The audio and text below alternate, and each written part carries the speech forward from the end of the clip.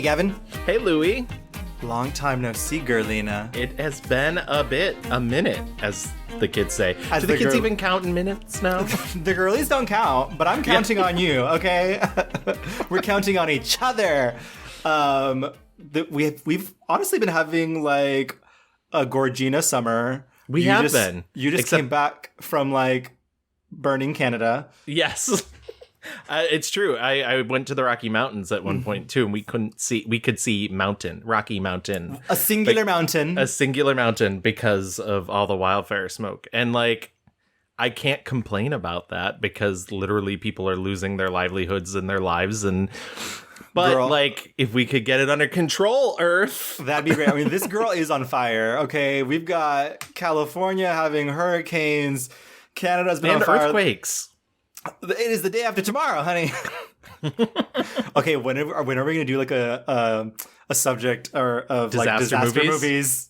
I hate disaster movies. So probably 2 months, 3 months from now. Yeah. I hate it. So we will be seeing those soon. Thank you so much. After what you told me we were doing for Halloween this year, she's on the clock, okay? Yeah, you're like, I'm getting revenge. Hey, everyone. This is The Mixed Reviews. We are a film podcast where we take a film subject, such as an actor, director, or mini genre. We take... Dun, dun, dun. No longer 2 weeks. That's right. This is an announcement. We are now going monthly. Yes. We've been doing the show for 5 years. We're trying to take it slow, relax Gavin, a little bit. Bring it down. You're in the head voice, man.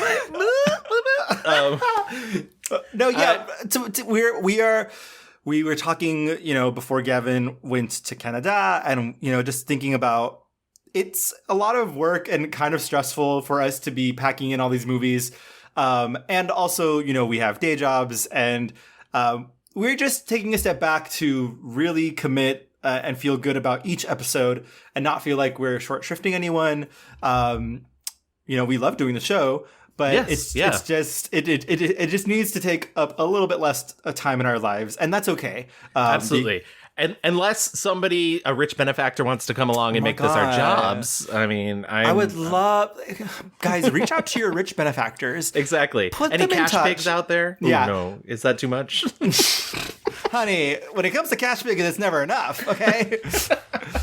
But yes, we take a month from now on until whenever we decide to watch all these movies, get a complete history, and then we give it all back to you and we tell you what we like and what we don't like. It's all coming back to you now. There were moments of gold and there were flashes of light. I mean, and flashes of pearly whites. Okay, when we're talking about this next subject. Real quick, though, just because you brought up what I've been doing, I do want to mention, just as an all-around, applause, you made your Los Angeles Times debut. I did. Yes, thank you. Well, number one, I do live for the applause, so I appreciate that. Thank you. I gotta say, writing in journalism is very fucking hard, and even this story. Wow, that's gonna shock everyone. Headlines, Louie. No, I don't think people understand the effort it takes to get into literally it's me cold emailing sources to try and get them to talk. And then also I just think a lot of people don't understand how it works, and I did have a little bit of a dust up with the editors trying to get the story going, had a dust up with the there was a lot of trauma, as Jamie Lee Curtis would say. But I am so excited and happy. I love that story very much. And it's a great story. I've read it twice. Thank you. And I didn't want to tell you that because I don't want you to think I'm obsessed. So. But everyone is obsessed with me. We all know that. So we do know that. We do that. Just kidding, guys. But everyone's like, how's that podcast with that hot guy? And I'm like, no, talk to me, the hunchback. Oh my God. Gavin, you're the smart one. Okay. And I'm Chloe. But yeah, so yes, it has been busy all around for both of us, but that's to say we still love doing the show, and I'm so excited for this episode. I had such a lovely, wonderful time revisiting a lot of these movies, seeing some of the ones that I hadn't. Gavin, who are we talking about today? We're talking about Ryan Gosling, though we do have one small bit of old business to do before we get to the small goose himself. Okay. We should talk about our poll from the previous episode. Oh my God. Hello. Alexa, We switched to monthly. You forget the format. I see how it is. I know. Okay, wait. So, yes, we do have to talk our poll because our last episode was very iconic. We talked about the legendary, Gorgina, super talented Rita Hayworth. And I do have to put a disclaimer out there. Somebody commented on one of our Facebook posts through Instagram, because everything we post to Instagram goes to Facebook. And they were like, R.I.P. She died so tragically, but I love her daughter, Detective Benson. And I was like, oh no, that's James Mansfield. That's Jane Mansfield, not James Mansfield. He's alive and well. He's alive and well. No, yeah, Jane Mansfield's. Yes. Is it her daughter or her? Yes, her Mariska niece? Hargitay is her daughter. Yeah. She looks stunning. Oh my god! But I mean, beautiful women all around. Beautiful ladies. Yeah. But back to Rita Hayworth. Just know that Rita Hayworth is not Jane Mansfield. They both had tragedies in their lives, but that's the only thing that connects them. So we asked you guys to go online and vote for your favorite Rita Hayworth movie, and here are the results. We got 0% for CoverGirl, which is not shocking. I just thought that she was cute. Gal of our Patreon, a patron, thank you, by the way, for helping us out and being in our Discord, messaged us to say easy breezy beautiful. So I'm gonna guess that he voted for CoverGirl. Well, thank you, Gal. Even though it's not on the Twitter. Yes, but we're counting it. 7% went to the lady from Shanghai. Strawberry Blonde with a strong 14%, which I just love Strawberry Blonde. Like, what a fucking great movie. It's so good. It's so good. I'm glad, from the poll, it seems like people do know it. But the overwhelming winner, number one, the movie, of course, it's Gilda with 79%. Hard to top. Hard to top. She is that girl. I was like mesmerized just watching the clip that you made of us talking about that movie and her just like flipping her hair back and forth and like the way she goes from like smoldering seductress to like full ice in her veins, like, oh, who the fuck, you motherfucker, you're the one who's here. Oh god, like it's so good. And it was all in the insistence of Lucy Liu. I know. Truly. Lucy really is that girl. Your goddamn hair. I talk about iconic. But yes, we love Rita Hayworth. What a fun episode. Thank you, Rita. Hopefully, listeners, you are able to find some of these old movies and, really treat yourself to some old school glamour, because we are severely lacking in the glamour fashion these days. But not about our new subject. No. No. Ryan Gosling is full Canadian glamour. Truly. Canadian Goose. Canadian Goose. Gavin, tell me about, your first memories of Ryan Gosling. Well, my real first memories have to be the Mickey Mouse Club, because I never missed the Mickey Mouse Club when I was a kid. And before you go out and is like, well, Gavin had money, he had the Disney Channel. It was free when I was a kid. I think it's still free, actually, but there was a time it was a pay channel. When I was a kid, it was free. So they'd already moved. Yeah, I do remember there was a time when it was paid for like a cable channel, but then I remember they changed it over to like basic, because Disney was like, hello. Right. We need all the children. Yes. Do you remember when Disney Channel had no commercials? Yeah. What? One of the movies that we have previously watched for this show, and that is one of Ryan Gosling's first films. I mean, basically the way you find it is free on YouTube with the Disney Channel commercials still in it. Yeah. Which is Frankenstein and Me. But yeah, Ryan Gosling, I don't know if I remember him or knew. Like, I did not watch Mickey Mouse Club. I think I learned... so you think you're better than me?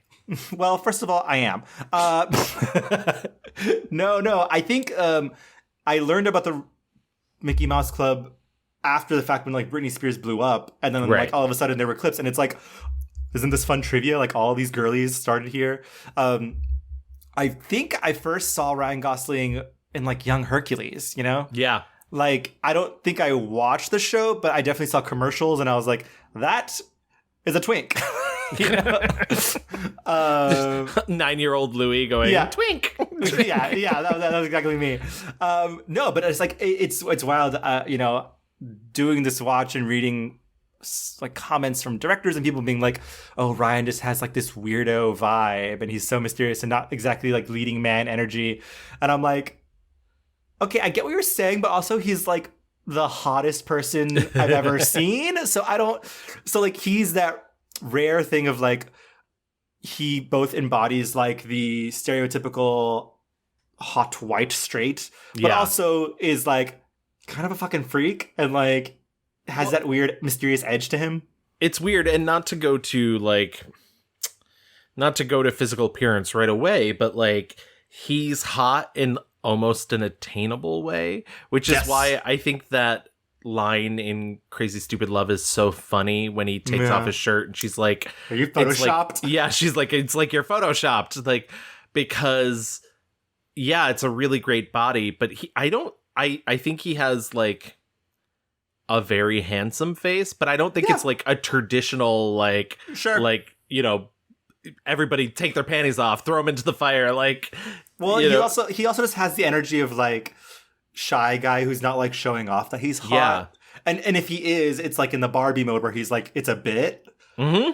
I think he uses his body a lot as a bit.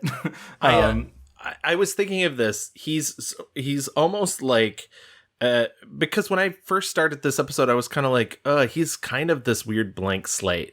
And the more I was watching, the more I was like, no, he's really not.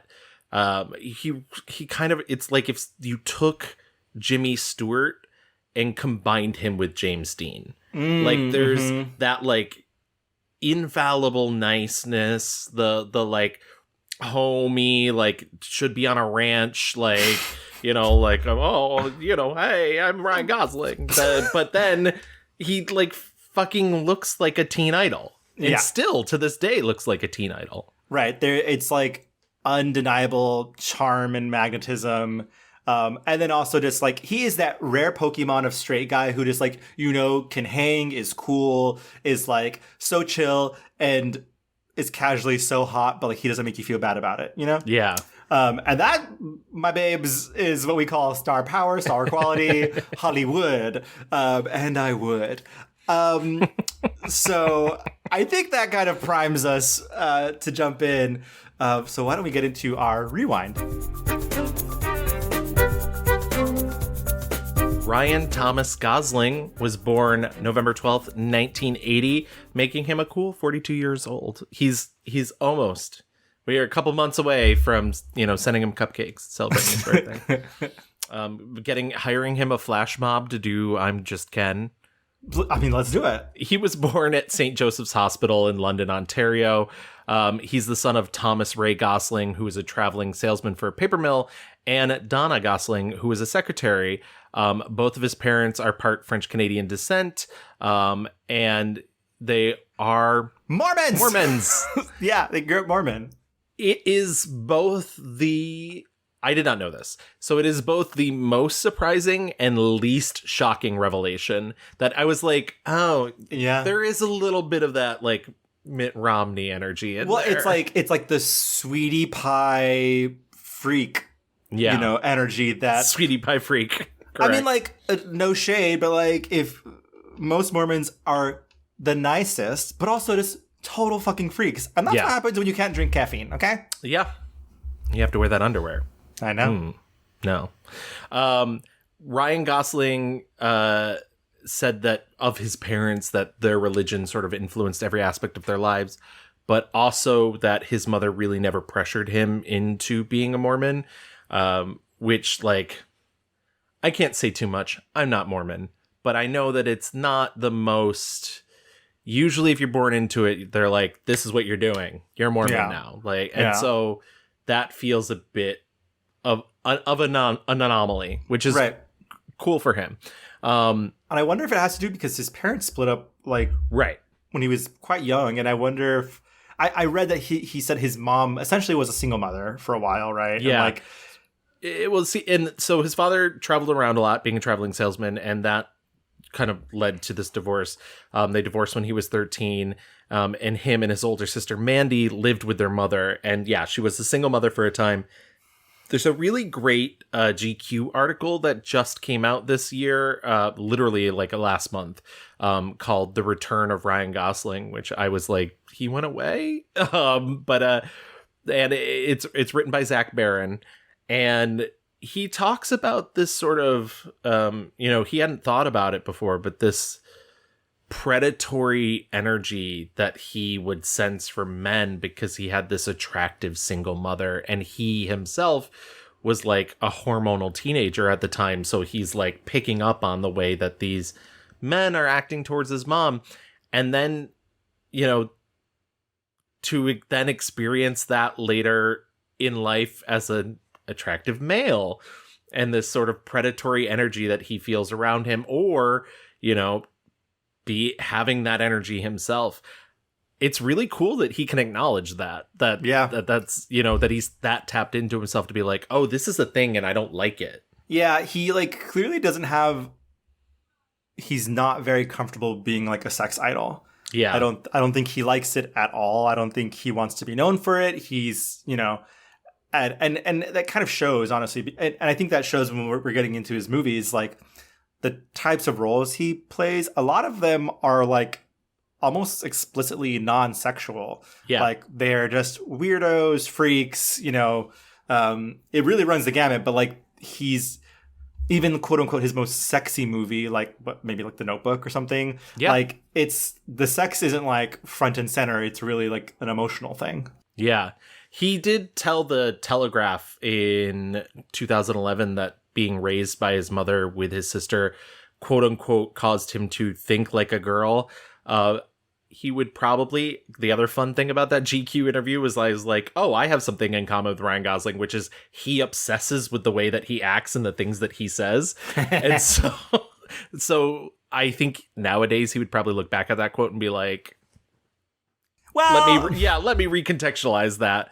But I get what he's saying, like I grew up with a house full of many women. I get it. Same. Yeah. He said he was bullied a bit as a child in elementary school, and he really didn't have friends until he was 14 or 15, but he did fall in love with movies.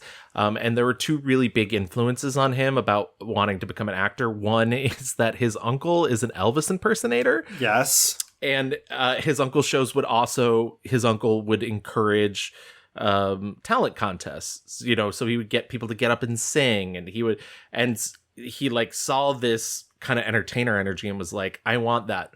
At the same time, he also saw the movie Dick Tracy, and that world that Warren Beatty built, who we've previously talked about on the show, is really like what made him be like, oh, I want to be an actor. Like, because of certain number of incidences at school, he was taken out of school and homeschooled for a year by his mother, who left her job to do that.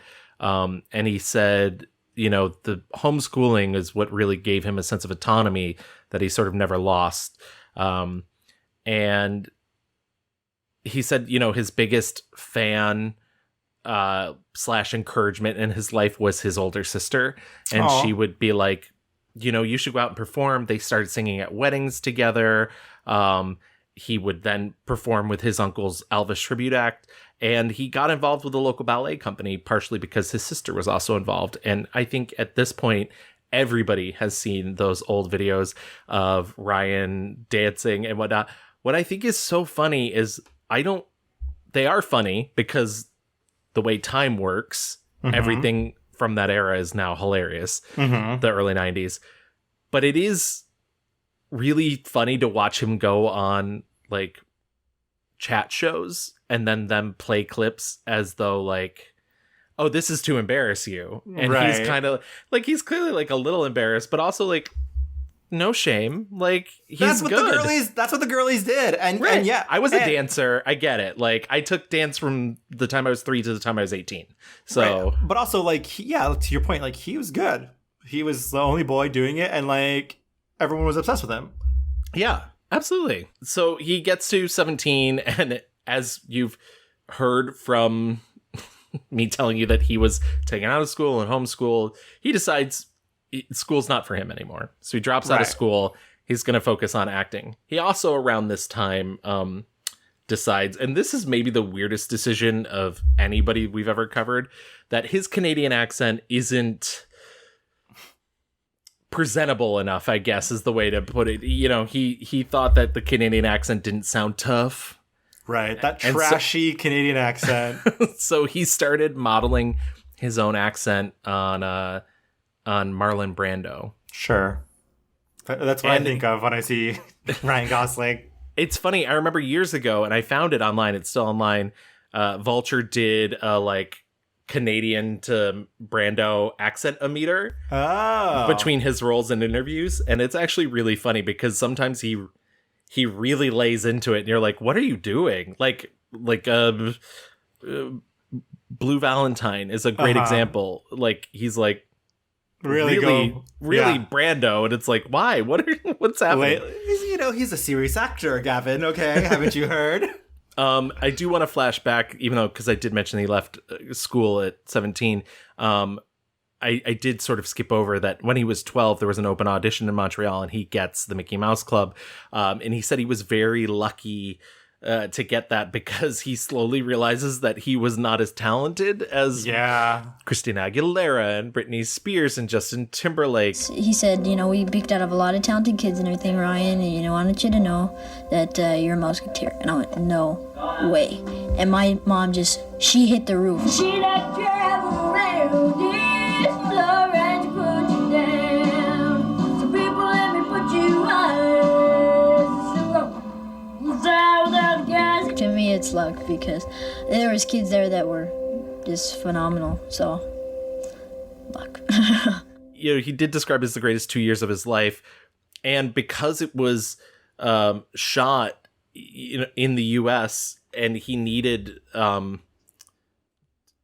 be in the U.S., his mother had to go back to Canada to return to work, and so he spent a year living with Justin Timberlake. Casual. No big deal. Just a normal thing. Yeah, when you're 13 years old, just living, like, you and 13-year-old Justin Timberlake living together in Orlando. Imagine a world.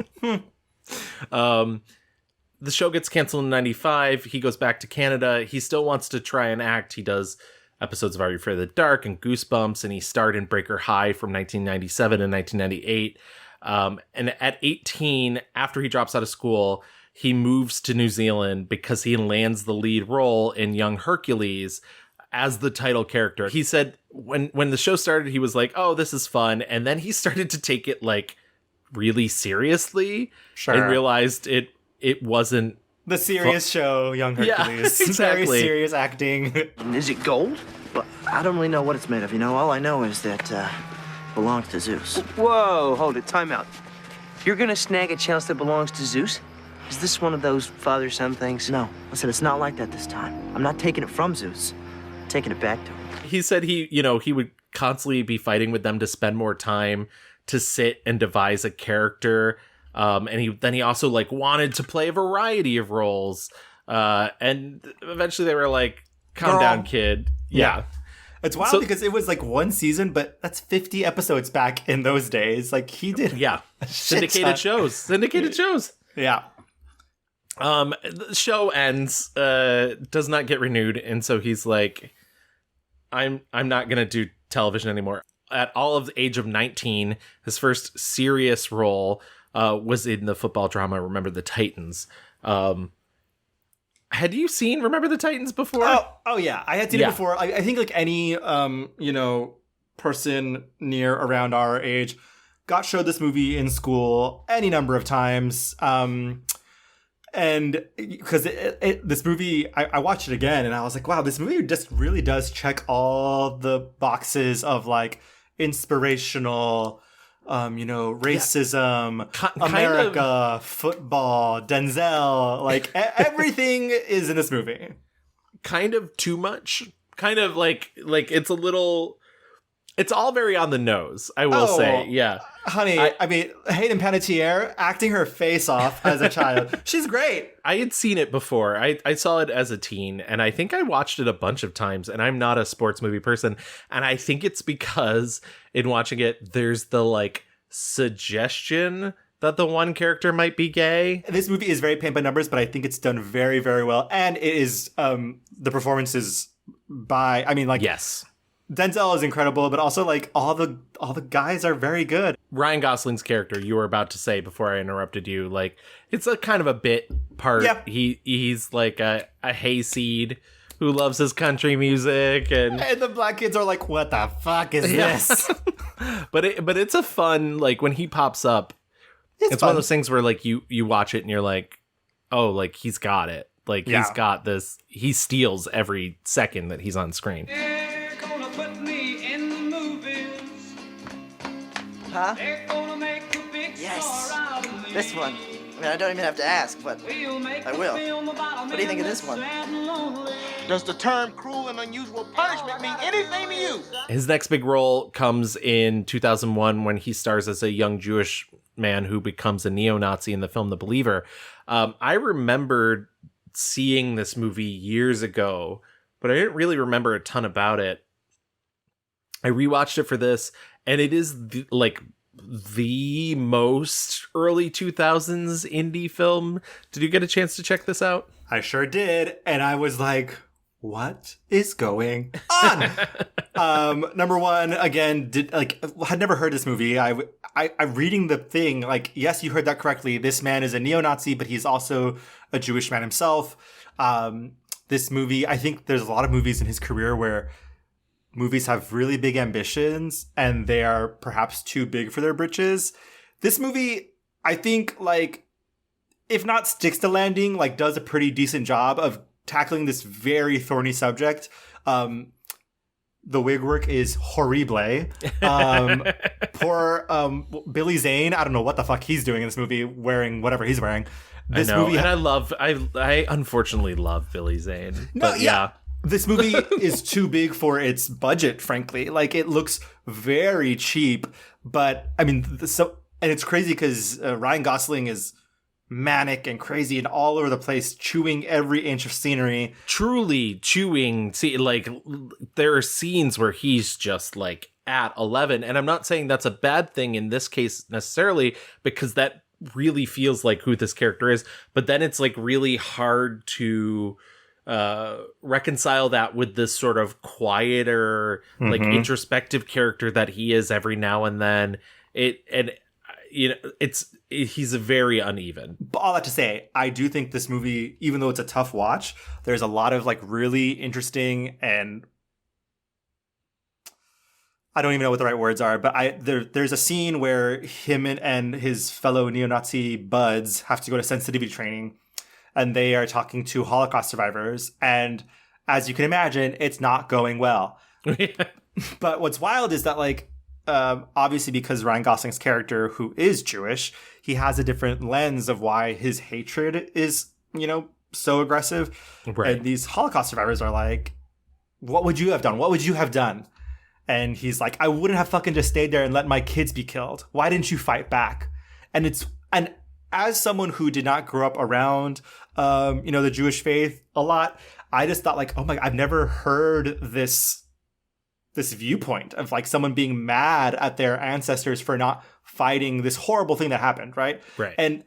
And there is a moment where like the guy's like, no, you can really learn from them, and he's like, fuck no, you have to be more like us, which was so shocking to hear. The thing about him, believing that, I mean, it's a fallacy that nobody fought back, obviously, but the idea of that comes from such a place of fear that this character is internalized so deeply. Millions went to camps, many stronger, braver than you.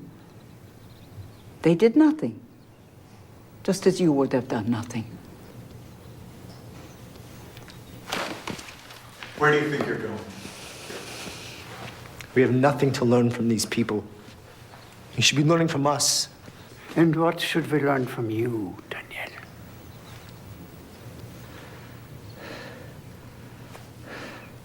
Kill your enemy.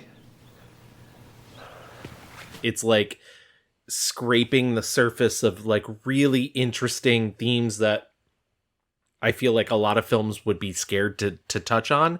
Yeah. But because I don't know if it's the limitations of the fact that it's an indie or limitations of time or funding or whoever produced it, it never gets to a like satisfactory sort of place. You know, it in the end, it's you know, not about these big concepts. It's about him. Right. And the ending, I remember thinking like, oh, okay, well, like, I don't know how they were going to finish that, but that was something. That was something, exactly. But I do think he's good. I do think it is funny because, like, there are Jewish actors. I just want to say that. And in that GQ article, don't they talk about how he's like, or maybe it wasn't that GQ article. I was reading how like maybe the director or producer said he was in a weird way he was right because he wasn't Jewish. Like there was right, and which will come up again, not the Jewish thing, but like how he is so not the thing that he was right for the thing, which I haven't heard for I don't think any of our subjects we've done before. But yeah, I don't know how this movie would play now if it was tried to be made now. Certainly with a non-Jewish actor. But yeah, it's also a true story, which is fucking crazy. Yeah, wild. The film's a commercial failure, but sort of a critical hit. It ends up premiering on Showtime because it doesn't have enough money for theatrical distribution. And it gets the grand jury prize at Sundance. And Ryan Gosling has basically said, like, I owe my career to this film. Like, this sort of handed the rest of everything that's happened to me on a platter because I did this movie. You're lucky to get an audition. Then you get it. You get there. You walk into a room full of guys that look just like you. You realize you're not the only one that wore the cowboy hat. Then you can hear the other guy in the other room auditioning, and now you're thinking about not doing it like him as opposed to doing it the way that you wanted to do it. Then before you go in, you hear the casting director negotiating the deal for the guy that already got the part. Yeah. Turns out Jared Leto already got it. Yeah. You know? The next film he does is another small movie called The Slaughter Rule. It's another football movie. I think this falls in line with exactly what you were just talking about. Too big for its britches. Very that. Also, real quick sidebar, Amy Adams is like fourth billed in this movie, and she's in like, what, 2 scenes? Yeah. I was like, is that Amy Adams? Yeah, exactly. His next big thing is Murder by Numbers. We had to have covered this during Sandy. We did, but like Sandy was a while ago. Yeah.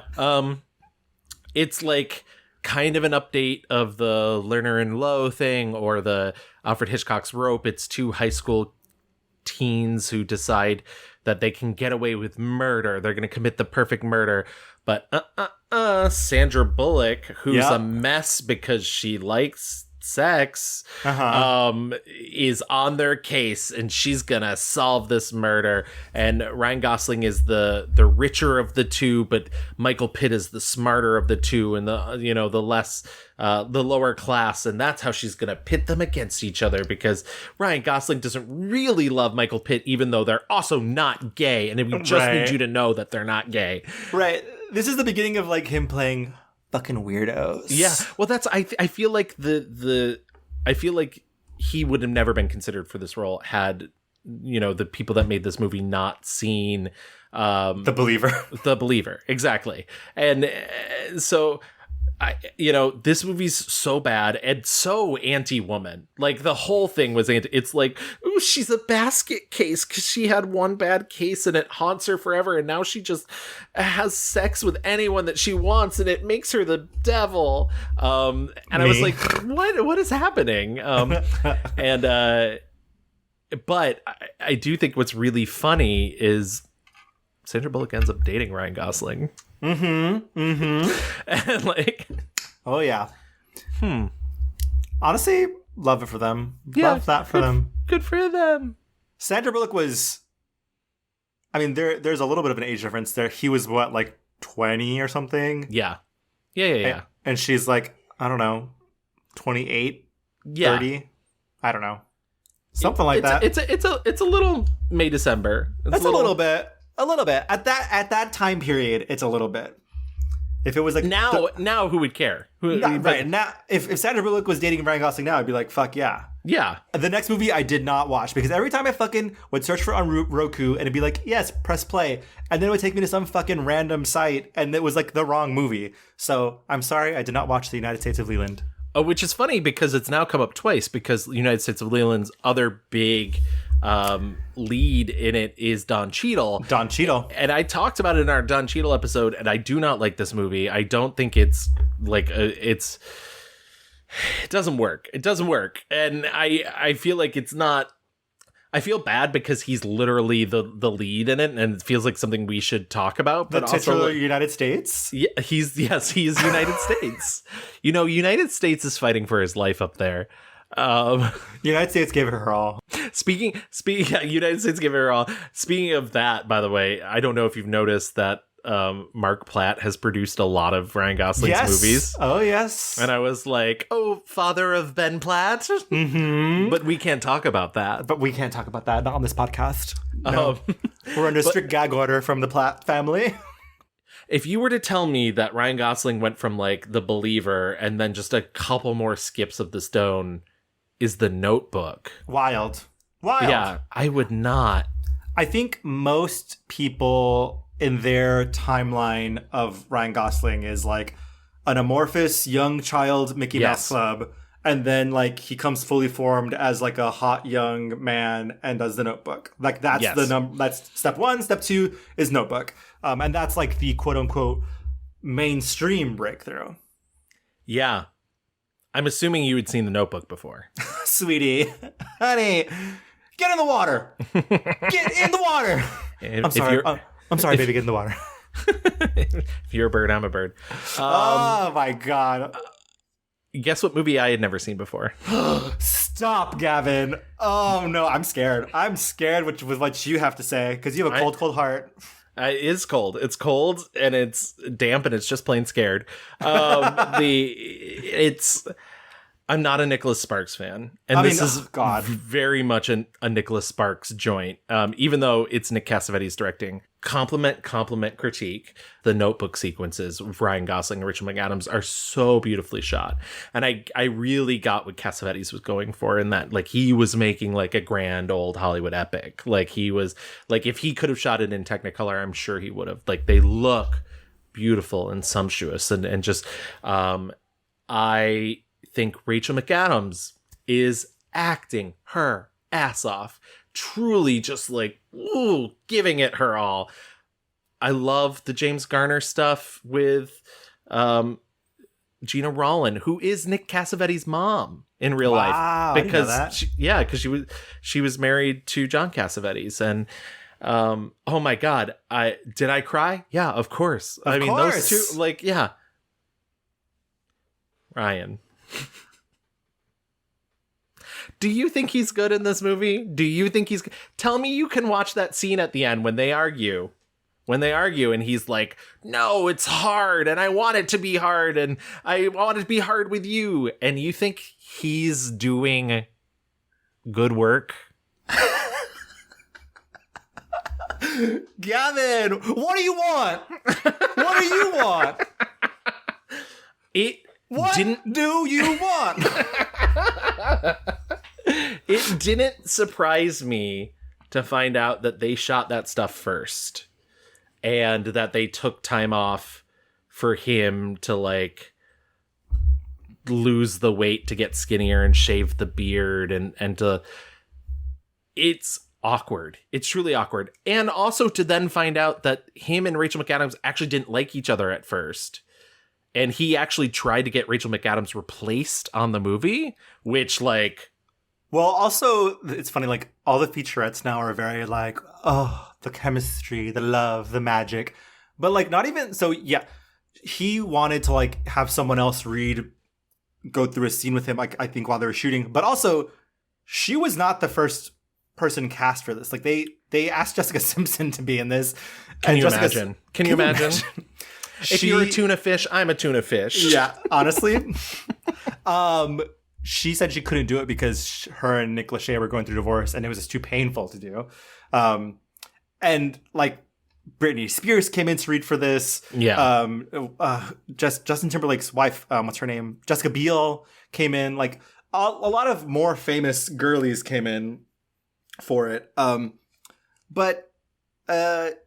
Yeah, I quite like this movie, and I quite like him in it as well. Sparks got very lucky that there was a director who could really elevate the material and bring a lot to it. I also think, like, you know, not everybody knows that's Nick Cassavetes' mom going into it, but I think that added a thing for me that I was like, oh, Gina Rollins, I love her so much. I just don't like, it's so funny because there's a lot of talk of like Nick Cassavetes told him, you're not a traditional leading man, and that's why I want you for this.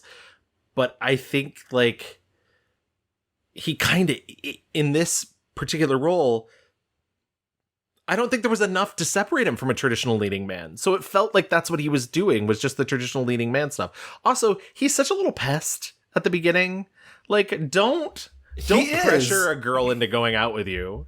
Cool. He is a little pest, and that's the Nicholas Sparks of it all. That's the like, you know, incel behavior of like, you gotta go alpha guy, like you gotta go get what you want. You gotta, you know, rakakaka. Look, I know you get some dirty guy coming up to you on the street. You don't know him. You don't know me, but I know me. And when I see something that I like, I got it. I love it. I go crazy for it. What are you talking about? I actually think Ryan Gosling is quite good in this because he is able to go from pest to like fully cratered human. You know, the way he like just comes out of the house with that blanket on, and he's just like, I mean, my God, Gavin, like, yeah, but that's me. You know, this is the whole thing. This is the mixed reviews of it all. Either way, The Notebook is a huge success. Oh my God, this is, as much as he wants to talk about The Believer gift wrapping him his career, like this is the bow. And sure, he maybe wouldn't have gotten this movie without something like The Believer and unfortunately Murder by Numbers or United States of Leland. Like, I do think like this is the reason why we keep having Ryan Gosling. Oh yeah. I mean, it's where we found out and realized he has magnetic chemistry with almost everyone he comes into contact with, you know? Yeah. And I think one of the things that I realized while watching all these movies is that he, I think, is a very generous actor. I don't think a lot of movies, especially when it comes to having women, it's never about him. He gives a lot of space. We'll see that with Blue Valentine. We'll see that with Crazy Stupid Love, La La Land. Like, I think he gives a lot of space for his women to really shine. And he just is a very good foil in the like romance roles that he plays. So much so that him and Rachel McAdams, first of all, do end up dating in real life. They get Correct. over their nonsense, but also they win the MTV Movie Award for Best Kiss. Hot. Yeah, creating one of maybe the best modern moments in pop culture is their acceptance of that, where they recreate that moment where she leaps on him and kisses him, but instead it's in front of, I don't know, an audience full of screaming children while Ryan Gosling's wearing a shirt that says Darfur. Yeah, honey, and that was 2004. Like, that's 2004, babe. Like, that's the world we were living in. Okay, that's 20 years ago, folks. That's what it was like. Oh boy, like if you want to bring Ryan Gosling on your chat show and embarrass him, show him that. That's the thing you should be showing. Ryan, were you really, really concerned about Darfur? What did you actually do besides wearing that shirt? Exactly. His next film is 2005 Stay. Stay away. Have you just been sitting on that? I've been sitting on a secret because I did not watch this for a Ewan McGregor episode, but I did watch it for this. And oh my God, what were we on? In 2005, this director discovered like CGI and said, hold on. I know exactly what we're going to do. Well, here, let me tell you, by the way, Stay is directed by Mark Forrester. I've talked about Mark Forrester before because he directed World War Z. And in our Zombies on Film episode, I said Mark Forrester is my filmmaking nemesis. Mm-hmm. You know? And here we are. And here we are. If you stay my nemesis, you don't have to get my nemesis. That's basically it. But hey, he rebounds from that, and nobody talks about it, to immediately go into the indie darling Half Nelson. Half Nelson is a film in which he plays a teacher who is kind of the like, I don't necessarily want to teach what's on the curriculum, but I do want to give these kids a good sense of history. It's an inner city class, so most of his students are of color. He is white. He's also, yeah, I know, shocking. He's also battling a drug addiction. Yeah, and it's funny, I had watched this movie before. Watching it now with older eyes, I didn't realize like when he goes to meet his family. This movie, it is also a critique of like liberalism, like white liberalism. And there's that great scene where he's in the class teaching the kids about who the man is. And they're like, wait, are you the man? And he's like, you know what? Yeah, I am the man. I am. This movie does a lot of work, good work, to set very clear boundaries that even though we're supposed to empathize and feel things for this main character, like he makes very bad mistakes and bad decisions, and he should not be hanging out with this young girl. He should not be like, you know, putting her in these situations. And it's funny because I think even though you know he has this problem, I think there's moments where it feels very like white saviory, and it does its best to like really undermine those moments or to point out to you that like that's not its goal. And I think that's a really fascinating thing. And maybe this film doesn't get enough credit for this. I remember seeing this when it came out and not really loving it and was like, oh, everybody loves this movie. I rewatched it for this. I was like, this is a good movie. This is a very good movie. Anthony Mackie's also in this movie as kind of like he is a friend of so there's like a young girl who's basically like the co-lead, and her father has gone to prison, and this is her father's friend who like benefited. Is it her father or her brother? Oh, maybe it's her brother. Yeah, it's her brother. So like this guy her brother didn't rat him out. And so he feels like compelled to like take care of her. But also he is like this kingpin of the drug, racket that's being run in town. He still sees her as a means to an end. Right. He sees her as a means to an end. But also like there's that scene where Ryan Gosling goes to him and says, you need to leave, stay away from her. And he's like, who the fuck are you? Like, are you going to save her? So what, man? Y'all just chilling? She lost my key. Her key. So what, Dre? What? You need a place to stay till your moms get home? Nah, man, we're cool. Are you cool, Dre? And the movie doesn't like... I think the easy way out would have been like they beat each other up. There's like, this big blow up. But like, I think they both realize in that moment they're both fucked up guys who are in their own ways think they are helping out this young girl. Like the real problem here is that like fucking grown men who think they can like save young girls and like have no business, because this is a fucking drug addled teacher. This is a literal drug fucking pusher. Like this little girl is lost in this world where she's just trying to find, people to care about her or to look up to. So he gets an Academy nomination, his first. Yeah. He spent a month in New York, like shadowing teachers to like get down this. And I think it paid. I think that research, he is a guy who does like to research his roles. And I think that's an important thing but I think that research like really helped. Like he feels real in this movie. He feels real, but also it just feels like he's being able to deploy some of his like weirdo tendencies, but also like his charm, because he's like the kids love him. They do love him as a teacher. He's like the girls basketball coach. Like there's something very natural and easygoing about his performance. Helpless is it's a little bit of a tough watch, but it's very, very good. I do want to touch off the next two movies at least. Lars and the Real Girl and Blue Valentine.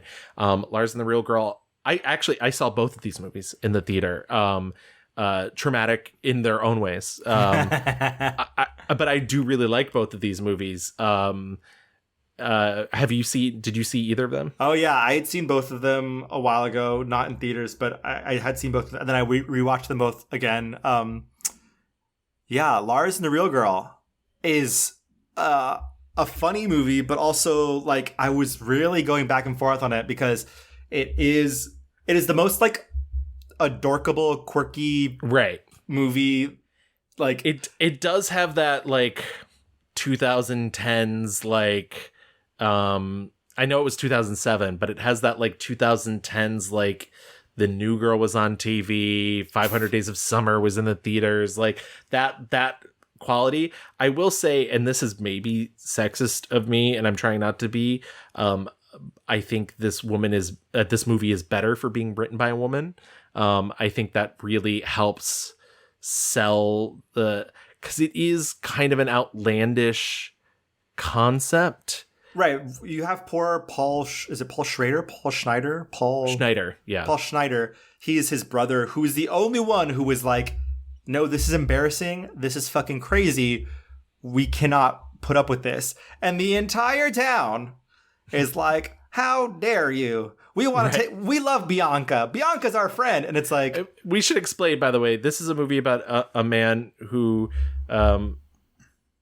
had such a traumatic childhood that now he can't even stand to be touched, to be around other people, and decides to buy a sex doll to impersonate a woman that he can love, because she's somebody that he can take care of, that he knows won't leave him, and that also won't touch him. Right. So to be clear, they're not fucking, but No. he's like, this is Bianca. This is my girlfriend. She's done a lot. She's a nurse. She's a teacher. She was in the church. She's shy. He talks to her. He pushes her around her wheelchair, and the entire town kind of just like goes with it. And suddenly Bianca becomes part of the community. She's reading to kids. She's, modeling. Her job is to go model at the, mall and wear clothes. They cut her hair. And it's a very, at the risk of sounding hoity-toity, like it's a very old Hollywood picture, even though it's an indie film, because it has like those, not to bring up Jimmy Stewart again, but it has those shades of like Harvey, where it's like a man clearly going through some form of psychosis, and everybody's like, it would just be easier if we just went with him. Right. And this movie could only happen, like, they're in a small town. Yeah. Everyone isolated. knows everyone. How'd you know? How'd I know what? That you were a man. I couldn't tell you. Was it? Okay, was it sex? Yeah.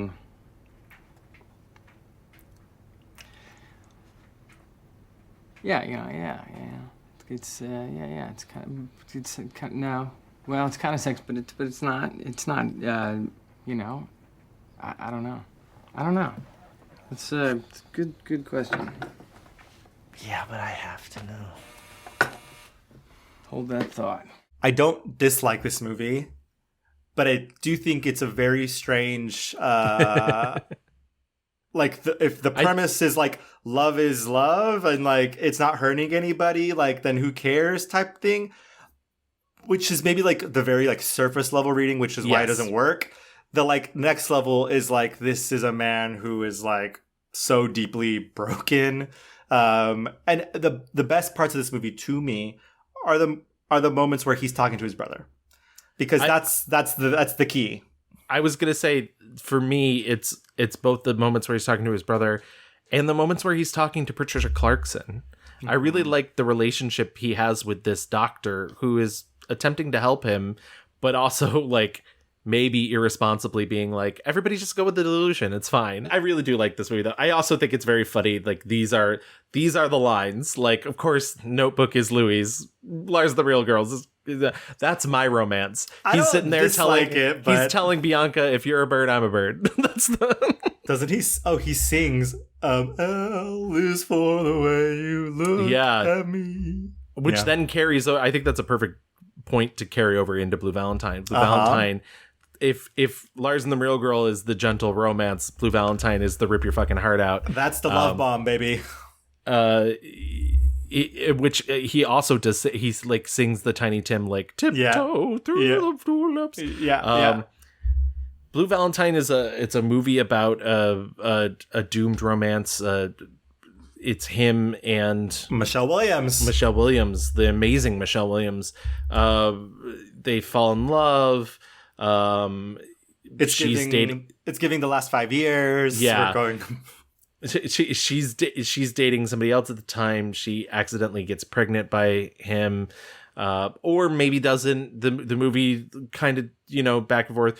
Ryan Gosling trying to be the good guy, do the right thing, is like, because she decides not to have an abortion, like, I'm gonna raise this child. They get married, the relationship falls apart, and you're seeing both the forward and the back of it. It's really traumatic. I think it's really well made. It's funny because I don't know if Ryan Gosling is the world's best improver, but I think here in this case, like, Michelle Williams had wanted to make this movie for like 7 years, and then they finally got the financing for it. And the director, Derek Cianfrance, is like, let's throw the script out. Let's just improv. Like, he made them live together and everything. He did do something that I think is truly unethical, which is he told Ryan Gosling to try and sleep with Michelle Williams. And when she rebuffed him, like, he was like very pissed. And I was like, that's too far. That's not right. Like, well, that's... I also, like, this director was out of his fucking mind, because there's that scene where she's telling him to get off the bridge or whatever. Like, I read that, like, the director said, no matter what, like, to Brian said, no matter what, do not come down from there, no matter what she says. And then he told her, like, do whatever it takes to get him down from there. Like, and yeah, so he would give them like scene prompts, essentially. That's like psychological warfare. Yeah. Stop, no, stop! You gonna tell me? No, stop, come down! You gonna tell me? Just come down, I'm not kidding you! You gonna tell me what it is? Please, come down! Come down, please stop. You want me to go over the edge? No, I want you to come down! Tell me what it is. Come on, it's dangerous! You gonna tell me? I hate to say it, I think both performances are very good, and he gets very good performances out of them. Yes! Because of this. But also, guess what? Michelle Williams is a fucking brilliant actress. Right, exactly. She does not need this fucking warfare. And right. I think, honestly, Ryan Gosling would have been up to the task, too. Yeah. I will say, and this is maybe speaking out of bounds, but this is somebody who doesn't listen to the show, so I feel comfortable saying it. I remember seeing it in theaters, and I had a friend at the time who was like, oh yeah, I saw it too. Michelle Williams, what a bitch. And I was like, oh my God. But then I found out that there is like a subset of people who truly believe Ryan Gosling's character did nothing wrong. That is fucking wild. So number one, I love this. I love this movie a lot. Yeah, it's great. I think Michelle Williams fucking dominates this movie. I think she is the true star. And again, this is what I was talking about. I think Ryan is very generous in giving her the space to like, and not that like it's because of him, but I think he's not trying to like steal any of that shine back, you know? Right. But also, yes, like this woman is wronged by this man, like, right. You know, and if anyone says otherwise, you're not a good person. I genuinely could not believe, like, I was like, what? This man showed up drunk to her work. Yeah. Like, are you fucking crazy? The heartbreaking part is that, like, they clearly do have such passion for each other, but it has rotted and become intense hatred. They can't stand each other. Yeah. And the real fucking heartbreak of this is, like, while we're getting scenes of them falling apart, like, literally he is on his knees begging, crying for her to, like, stay. You're getting flashes of full extended scenes of them getting married. And It's so beautiful. And the promise of love. This movie is literally just about the promise of love and how even that's not enough. Like, you know, and it's really heartbreaking to, like, not to, I don't mean to interrupt because I think you're on like a really good through line, but also like you see her home life, you see where she comes from. You don't really get to see that of him. Right. And so you really understand how much his character is hurting her because she's seeing the situation that she grew up in and doesn't want her own child to grow into. Right. And like clearly something has happened where her relationship with her father is better than it was when she was younger. Right. But that first time you see her eating dinner with her parents is horrific. Yeah. One thing about Ryan Gosling's movies, when he wants to fucking make you cry, bitch, you'll be crying. I will say this movie was originally rated NC-17, and Ryan Gosling like really protested that because he was like, you see, essentially it's rated NC-17 because he goes down on her at one point, and he's like, you see women go down on men in movies all the time, and they're rated R. Like, I don't understand what's happening. And I'm glad that he like took that stance, and it did eventually get an R rating without any cuts. Yep. So that is good. But yeah, intense movie. 2010 comes All Good Things. Bad Things. Yeah, Bad Things. We can move on. Yeah. 2011 brings Drive. It's Ryan Gosling's first collaboration with Nicholas Winding Refn. I don't like Nicholas Winding Refn. I do like this movie. I think this movie is slick. It's sleek. It's ultra violent. It's really smart. I think this is why I thought going into this episode that Ryan is kind of a blank slate, and I think he can be. He's just like man. He's every man. He could be anybody. But I do like this movie. You know, it's a crime movie. He's a stunt driver. He does getaway driving for bank. He gets fucked over by some mobsters. And you know, it becomes a revenge flick. He also falls in love with Carey Mulligan, who's his neighbor. These are the real Cliff's Notes. It has a banging soundtrack, though. I will admit this is my first time seeing it in a while, and I was like, this Real Human Being, Real Hero song is so stupid. Like, I was like, wow, I was really enchanted with this when it came out. And like, I had never seen it, saw it, liked it. Oh wow, slick, yeah, great beautiful gowns. Yeah, and he said, you know, the scorpion jacket, the reason, the whole thing behind it is he's always wanted to play a superhero and he's just never found the right one. And so this was his opportunity to play a superhero. And so much so that I guess he was offered the Joker in Suicide Squad instead of Jared Leto, and he turned it down because he was like, oh, I've already done my comic book movie, and also I don't want to sign on for the sequels because I don't do sequels. Love that. So yeah, so I was like, great for him. 2011 also brings us Crazy Stupid Love. Perfect film, no notes. Perfect film, Gavin. I was already telling a friend that we were doing this. He's like, you don't like Crazy Stupid Love, do you? And I was like, no, I do not. Perfect film, no notes. He is very funny in it. It's just a bad movie. But him and what's her face that are in several movies together. This is their first. Emma Stone. Yeah, Emma Stone. Oh my god, the chemistry. But also she's like so funny, every face that she makes, and so beautiful. Like, how could they not have perfect chemistry? 2011's The Ides of March. Oh god. Yeah, I saw this in the theater as well. I rewatched it and I was like, in 2011 were we really like, politicians aren't that bad? Oh my god, it's so shocking that they're bad. This movie this movie to me is like so spineless. You know, like it's all about loyalty and like, oh, did you know that Democrats can be bad too? And like, I'm like, who the fuck are we talking to here? Has not aged well at all. No. He does his second film with Derek Cianfrance, and it's The Place Beyond the Pines. And this sort of comes from while they were making Blue Valentine, he was like, I have this fantasy of like robbing a bank and getting away on a motorcycle. And Derek Cianfrance was like, I'm writing that movie right now. It was because I was like, oh my god, he is getting away in fast cars and motorcycles on a lot of his movies. Yeah, this is the action movie era, and it's this movie's like it's a triptych. You know, the first thing's about him, the second part's about the man who kills him, the third part's really about his son. I think it gets less interesting as it goes along.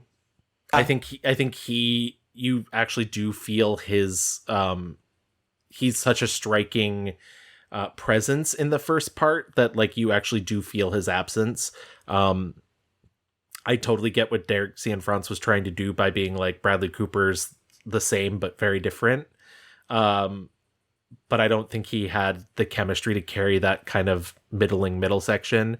And then it really loses me in the third section about the sons. I will say we should make some commotion for Eva Mendes, who I think is very good, very underutilized. You're not gonna tell me? It's just a fling, right?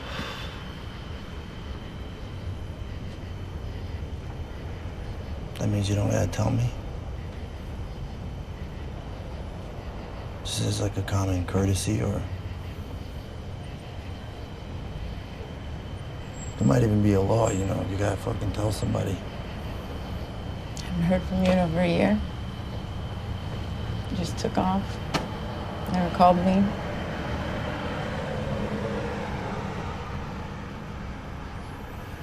I gotta leave in 4 hours. I don't know what to do. You do whatever you need to do. And I do want to point out that this is the movie where he meets Eva Mendes, and Eva Mendes has been his partner since 2011, since they met. They now have 2 daughters together, one born in 2014 and one in 2016, which means one of them is almost 10, which is wild. Yep. Time moves way too fast. But yeah, I don't know. I remember it coming out. It feels more like a words picture to me than Blue Valentine does. Blue Valentine's so raw, and Place Beyond the Pines feels so calculated that it's... Place Beyond the Pines feels a little bit like experimental, kind of like fucking with storytelling. I don't think it completely works, but I appreciate the effort. Yeah.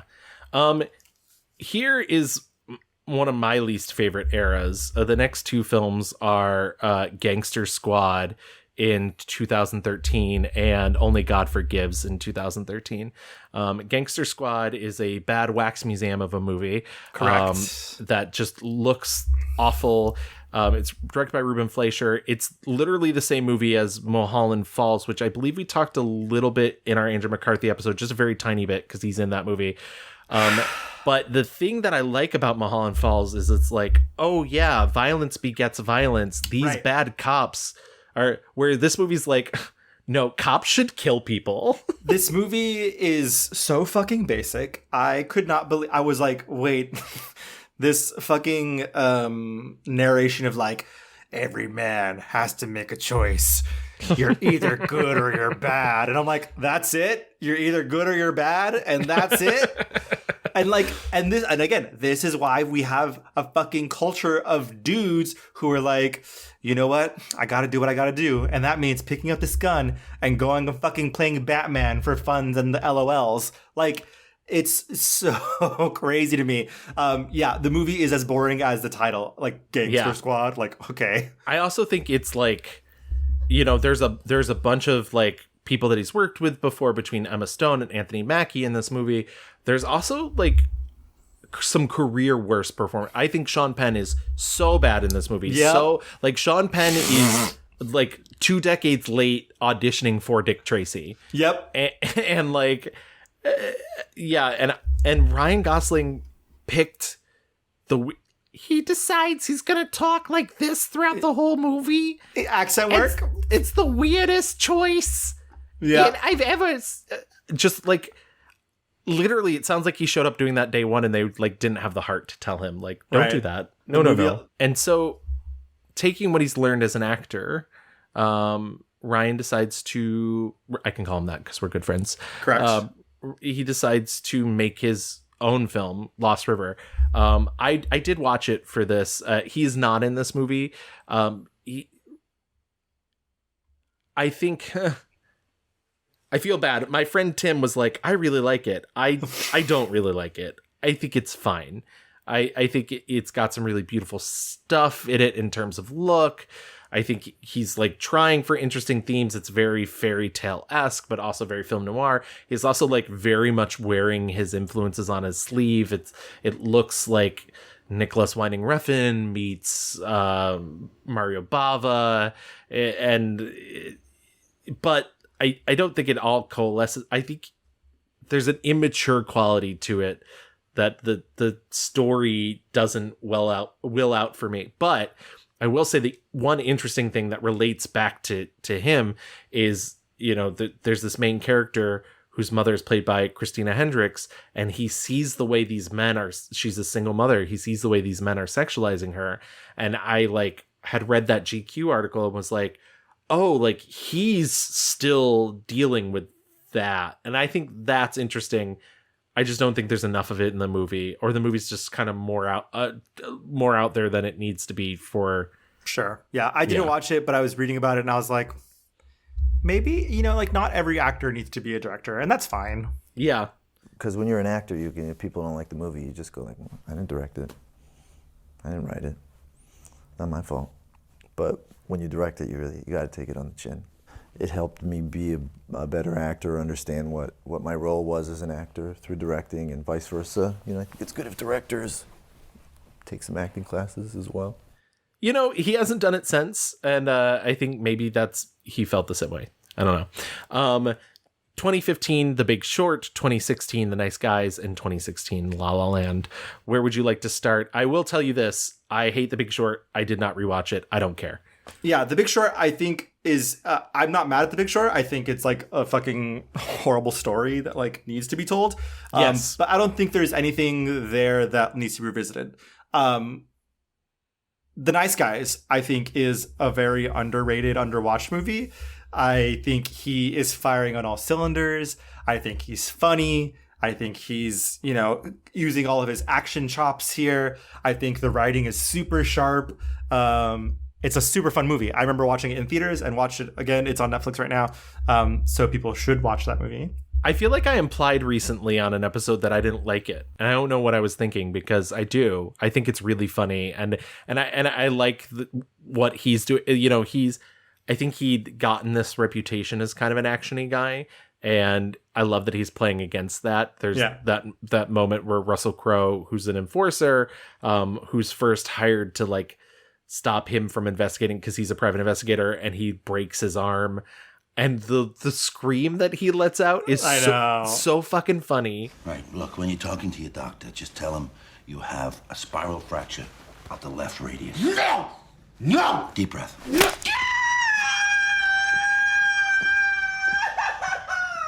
Yeah, the relationship with his daughter's so funny. Yeah, it's a good movie. It's a fun watch. And it's one of those things where like you kind of think like, oh, it's a shame that Ryan Gosling doesn't do sequels, because I would watch these two in another movie. Russell Crowe, we don't see him enough in this zone, would absolutely watch 3 more movies of them going on adventure capers together.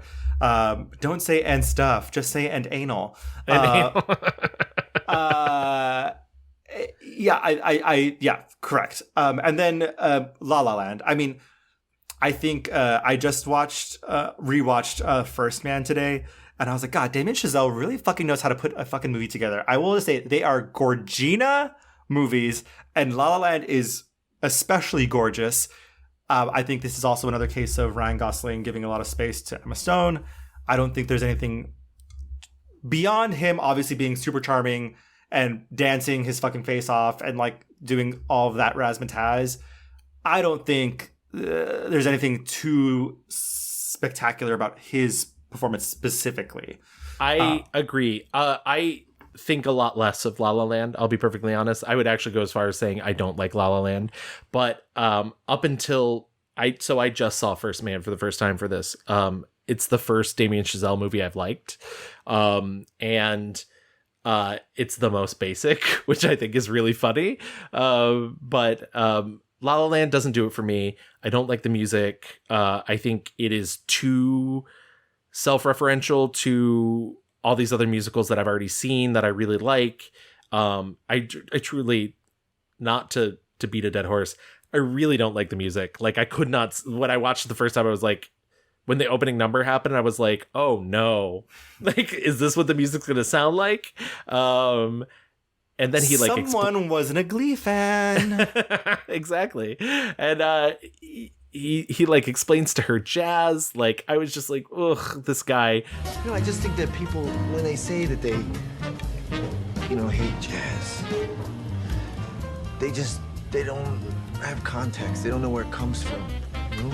Jazz was born in a little flop house in New Orleans, and it just because people were crammed in there, they spoke 5 different languages, they couldn't talk to each other. The only way they could communicate was with jazz. I think she's giving a really good performance. My one knock I'll give to Emma Stone is neither of them fucking point their toes during their big dance number when they're up on the hill. Mm-hmm. And I'm like, Ryan, you know better. You are a dancer. Let me see those fucking toes. Point those motherfucking toes.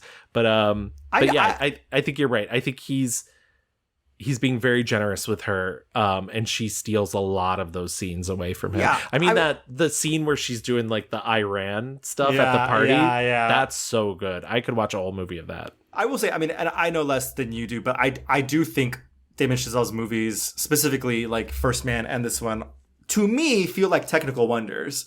Like they feel like a lot of work, but in the most beautiful, gorgeous ways. The use of color in this movie, very inventive, just like Listen, I watched First Man the way it's meant to be seen on an iPad on a plane. Wow. So I think I saw it the correct with headphones on.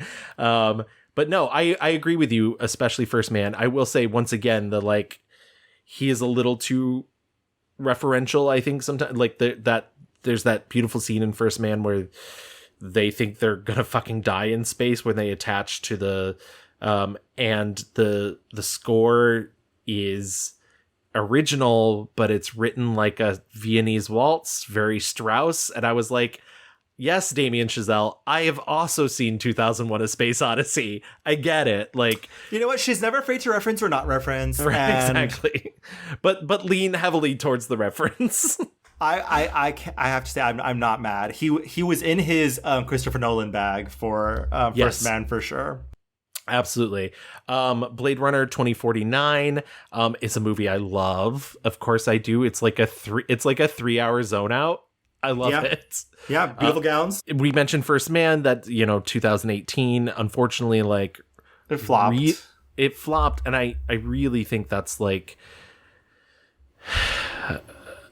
I don't know. That's unfortunate. And like, you can't even really blame the pandemic because it hadn't really happened yet. Like, no, it just... I just think people were kind of like, I don't know, either he was still reeling from like the La La Land Oscars misfire.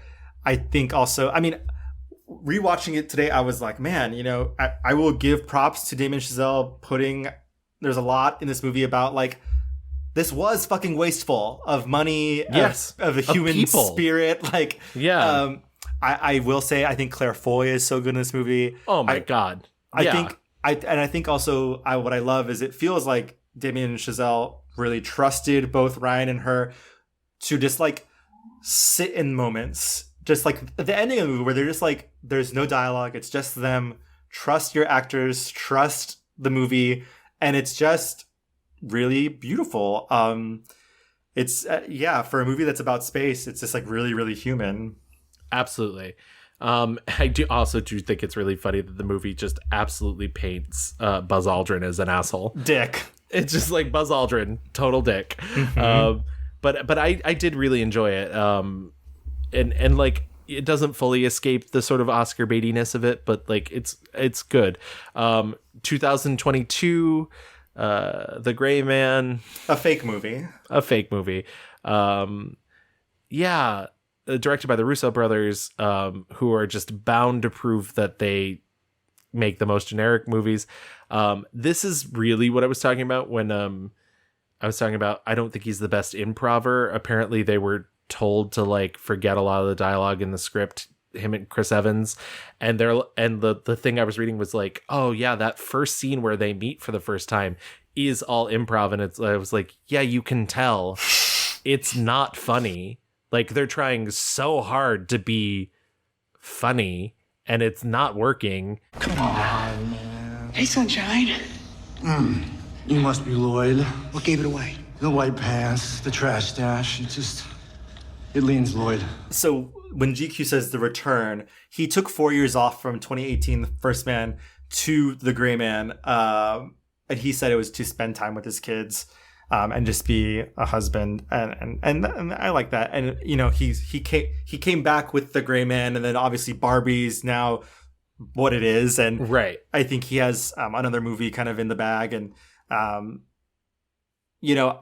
do feel like he's very much now in his big tentpole era, like he's... Yes. And I think that's where he's sort of comfortable. He talked about early in his life, he did these indie films and he thought like, I have to feel these things so the audience feels them. And now he's like kind of realized, and I think partially it is from working with certain directors who only are asking certain things of him. Like, no, it's more about what the audience feels.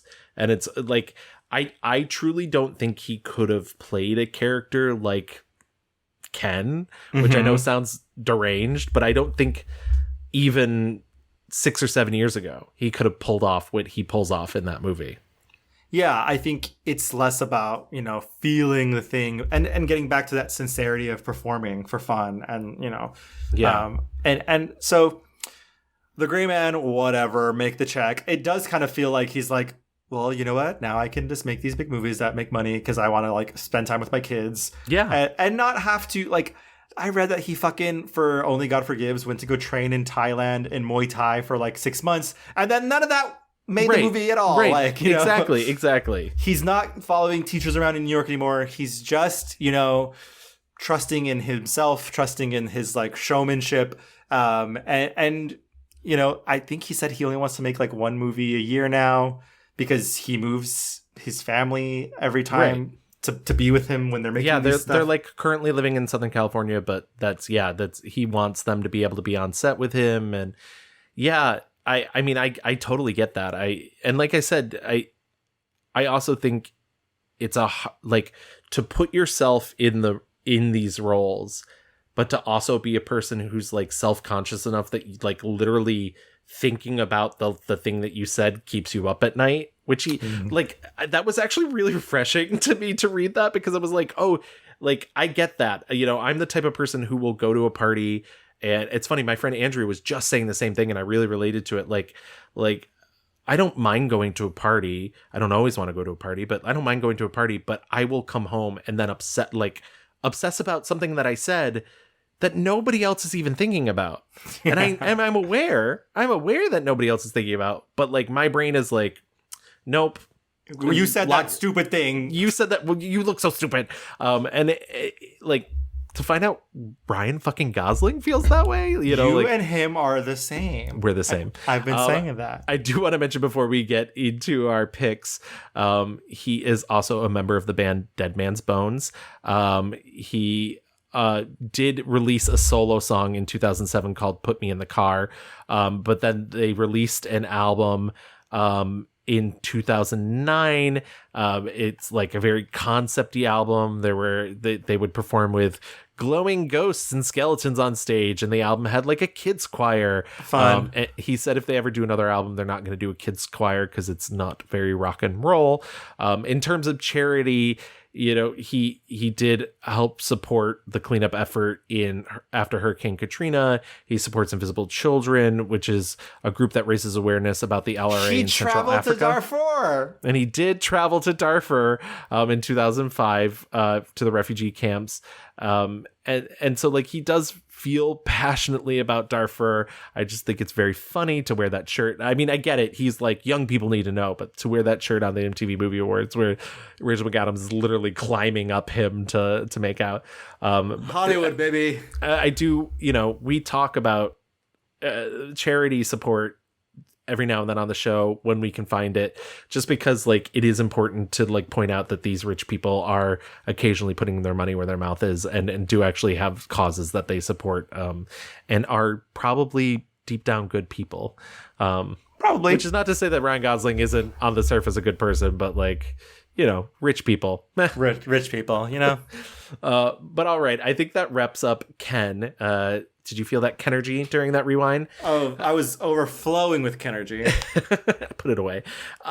And why don't we get into our picks? Why don't we start with our 1-star reviews just to talk about the movies that are maybe not Knuff. Jennifer Lopez Knuff. How dare you? I need a shirt that says that.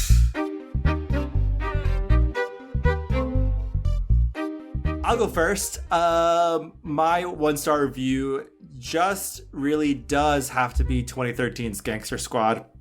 I think he is bad. I think the movie is bad. Yeah. The accent choice was a mistake. I think he, sometimes they give him the blank slate, and like I will say I prefer him when he's able to like put a little bit more into his performances. Like I didn't love, Only God Forgives. A lot of the movies where he's just kind of like the everyman is very boring to me. Like I even thought The Ides of March, which I don't like conceptually as a movie, but I also think like his role is just, hot guy who makes bad decision. I think he holds his own in The Ides of March only because of that charm we were talking about. Like I was reading about how Chris Pine was originally, and God knows we love Chris Pine on this podcast. We did an episode about him. He's the best Chris. But I think that would have been too dead a giveaway right away that like, oh, there's like something boiling underneath. And I think Ryan Gosling has that like niceness to him that like when the turn comes in Ides of March.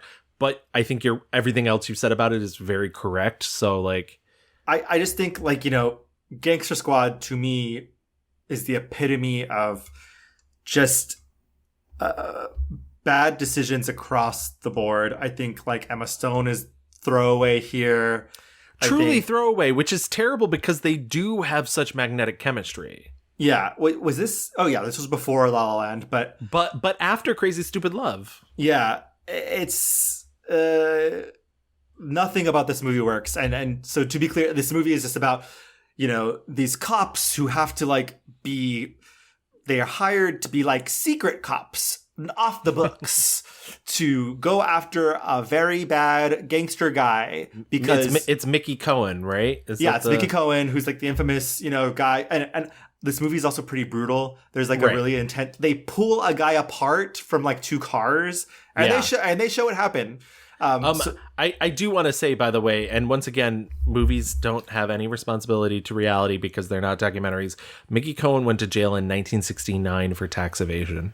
Yeah. So this movie is lies. Lies, Liar, Manila, Dina. lies, Manila lies. And so, and he is like the reluctant cop who gets brought onto this gangster squad. And there's like Anthony Mackie, who's like the one black guy who like knows the bad side of town.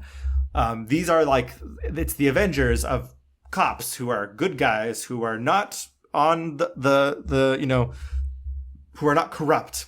Yeah. They literally have license to basically kill anybody they want, though. There's literally scenes where they just fire into crowds. Yeah, they're breaking up Mickey's, you know, gambling rings and like killing men and telling the ladies to get out because that's just the way fucking dudes work, I guess. But yeah, and in the end, Thanos gets to beat up Sean Penn, and it's just the most. I was like, oh, this movie's trying to be shocking. This movie's trying to be like, you know, so Ryan Gosling plays this detective who's teetering on the edge. He initially gets offered to join the gangster squad, and he doesn't because he just wants to drink and fool around and have a good time. He likes to be buddy with the criminals until, oh no, one day the criminals kill a shoeshine boy that we've seen in one other scene. And he loves that shoeshine boy, okay? He said, get out of here. But no, he said, get out of here. Get out of here, kid. Get out of here. Yeah, there you go. The Mickey Mouse level. But and he throws acid in the face of one of the guys because they're gonna throw acid in. He is sleeping with Emma Stone, who is like this kept woman for Sean Penn. Bad, just bad. He's bad in a bad movie, which is a very rare occurrence. You know, I ain't gotta prove myself to you. You asked me to be here, and I'm here. I'm risking my life like every single guy in there.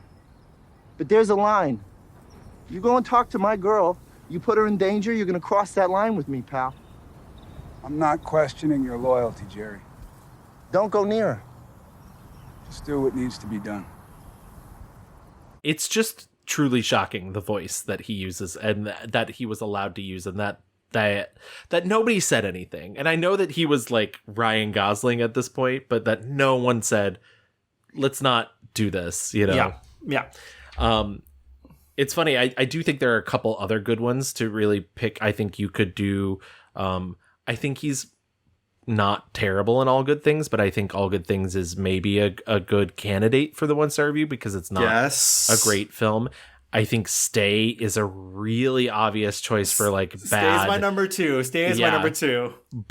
And it's rare that we agree on the 1-star review. It is Gangster Squad. I mean, there really isn't it's wild that he was allowed to get away with talking like this for a whole movie, and this is the extent of the accent. Like, it's really, I don't even know what he was doing, like what actor he was trying to... They're in California. I know. And you know, I think you explained it all beautifully, but to top it all off, it looks like a video game cutscene. The whole movie looks like a video game cutscene, and because it's so CG'd and so just like. But also, Sean Penn is wearing crazy prosthetics. So much prosthetics, and not human looking prosthetics. Like I said, he looks like he's from Dick Tracy, and he's the only one. Only one. Yep. And I know he's supposed to be a former boxer. It's supposed to be like, oh, these are the casualties of being a boxer. But I was just like, no.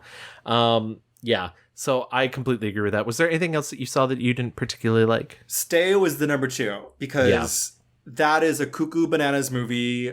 I think he is ancillary to the movie. I don't think he's...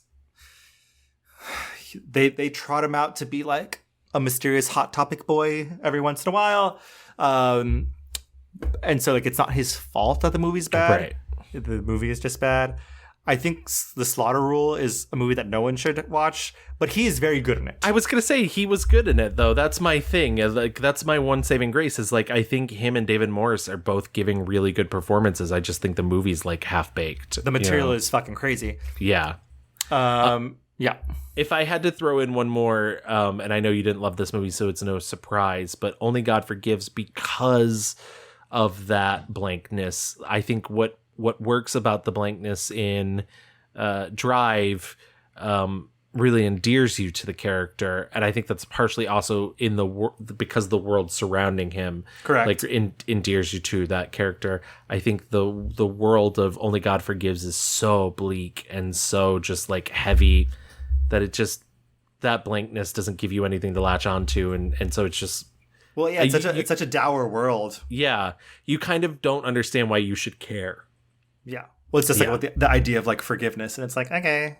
Yeah. Cool. But I think that's a good place to leave the 1-star reviews. Why don't we pop into our 5-star reviews and put it in a speed drive?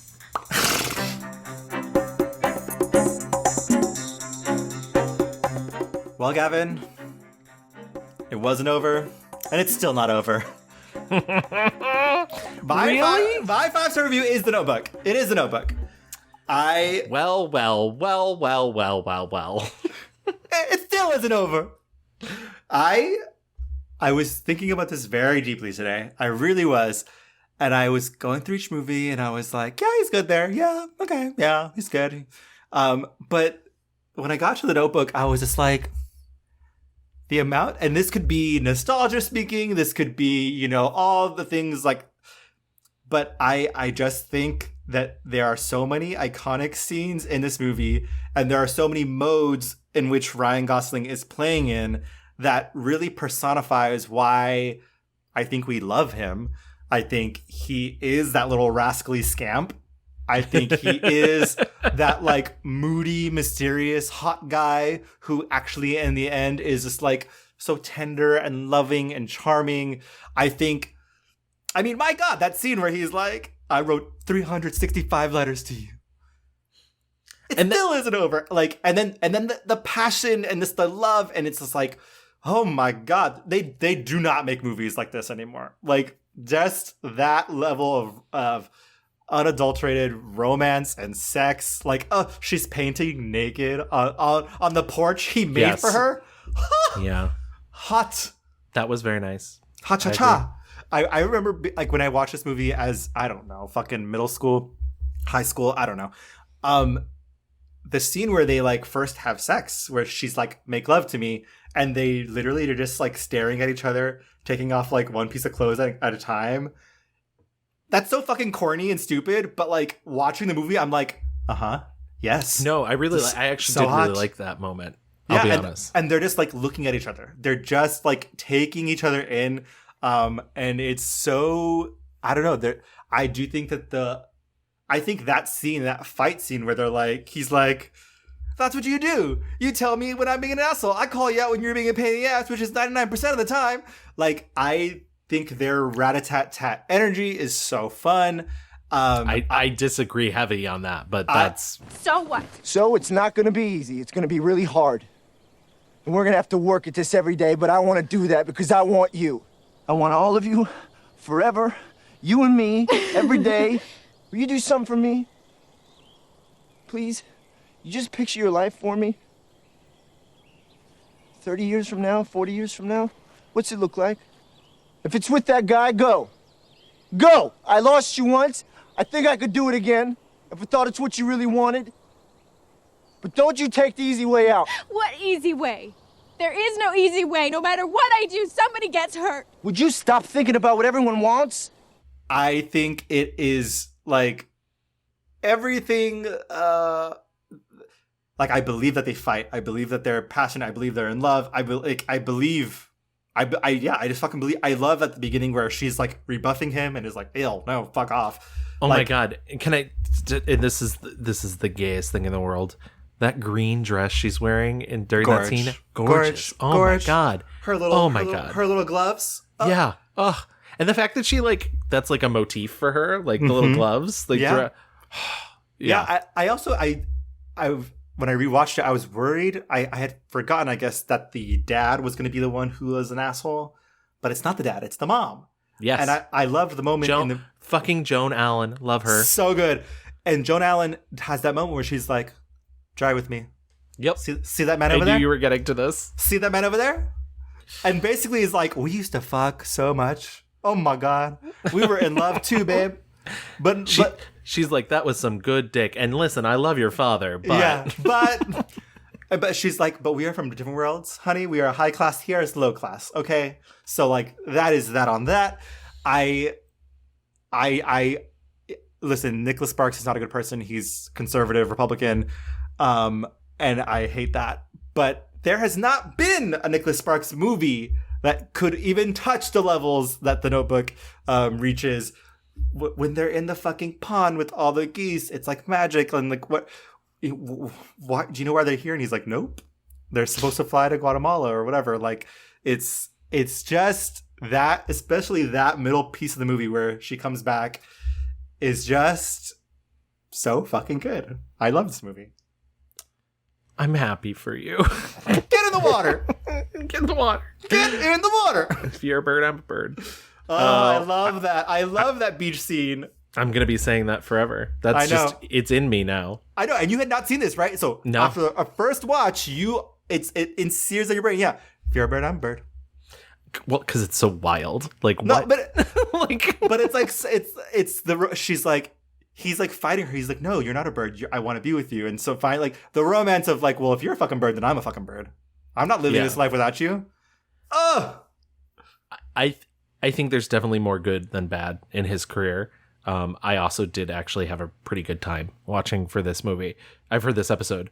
I think easily you could give it to First Man. I truly think, even though I do feel like it is very like a very Oscar baity movie, I feel like his performance is like incredibly nuanced. I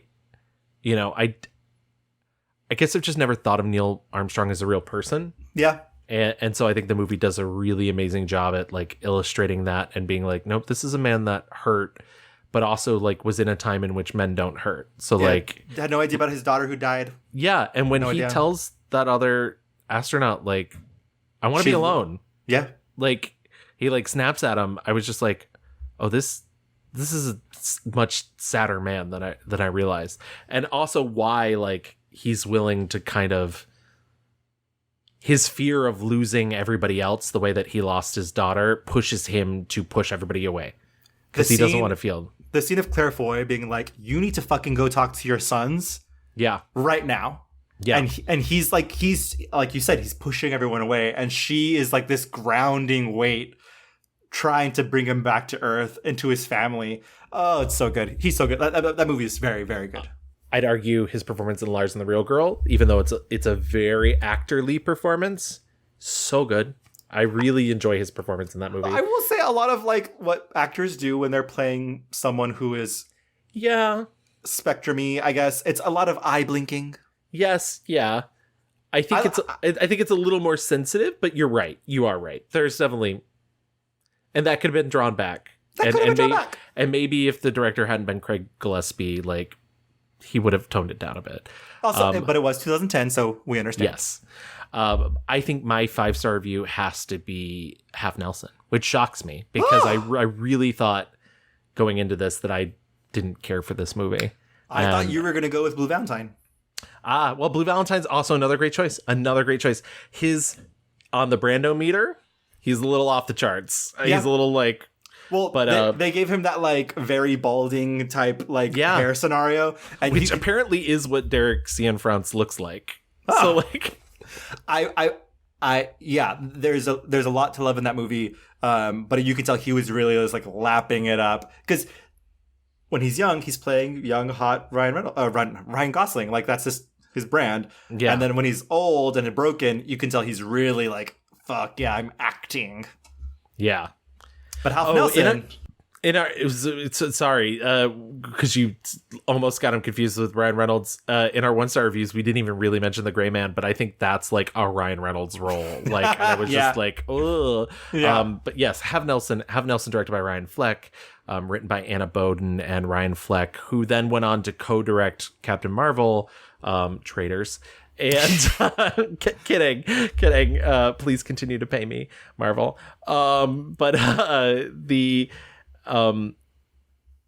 It's funny because like I've heard that she basically co-directed Half Nelson, but she just doesn't get the credit. I don't really know what the story is behind that, why. And I do want to mention what kind of sucks a little bit is I do know somebody who asked Ryan Gosling on the red carpet, like, why Barbie's the first time he's working with a female director. And his response was kind of like, well, Half Nelson was like co-directed by a woman. But this person got so slammed in the YouTube comments for even asking that question that the website that put it up took it down, which I think is a bad look. Which is why I'm being very vague about all of this. But so like, don't be a dick out there, people. Like, don't be like, that's a valid question to ask somebody. It's okay to ask that. And, I think any respectable actor would be like, you know what? I would love to work with more women. And Hollywood sucks and doesn't give enough opportunities to women, and I do need to do better and work and look for more amazing women to work with. Easy. Absolutely. I think that's 100%. We mentioned before, Have Nelson, Ryan Gosling plays Dan Dunn. He's a teacher in Brooklyn in an inner city school. He prefers teaching dialectics style instead of just the curriculum. And there's like little flashes throughout the movie of like the way his teaching style works and how what these kids have learned from him. At the same time, he is freebasing cocaine. That's so good. That's so good. I love the one bit where the one kid is like, did that really happen? Yeah, yeah. They overthrew the dictatorship of.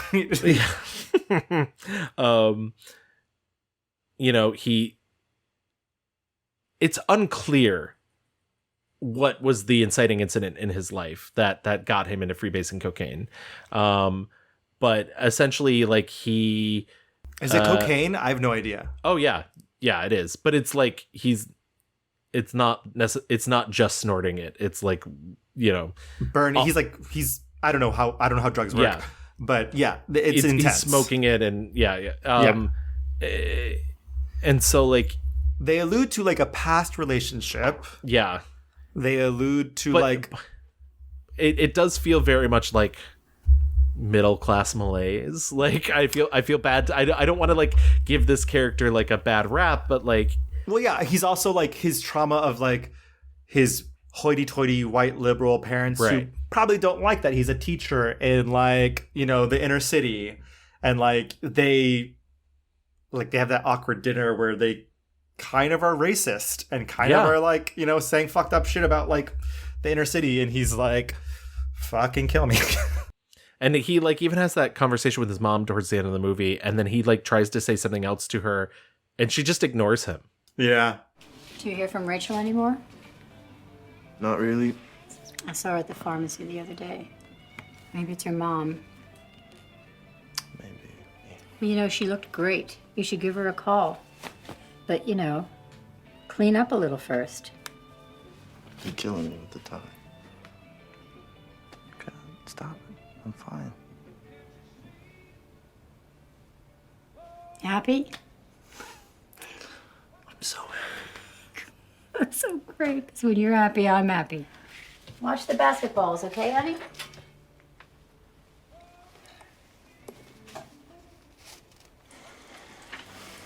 Hey, Mom?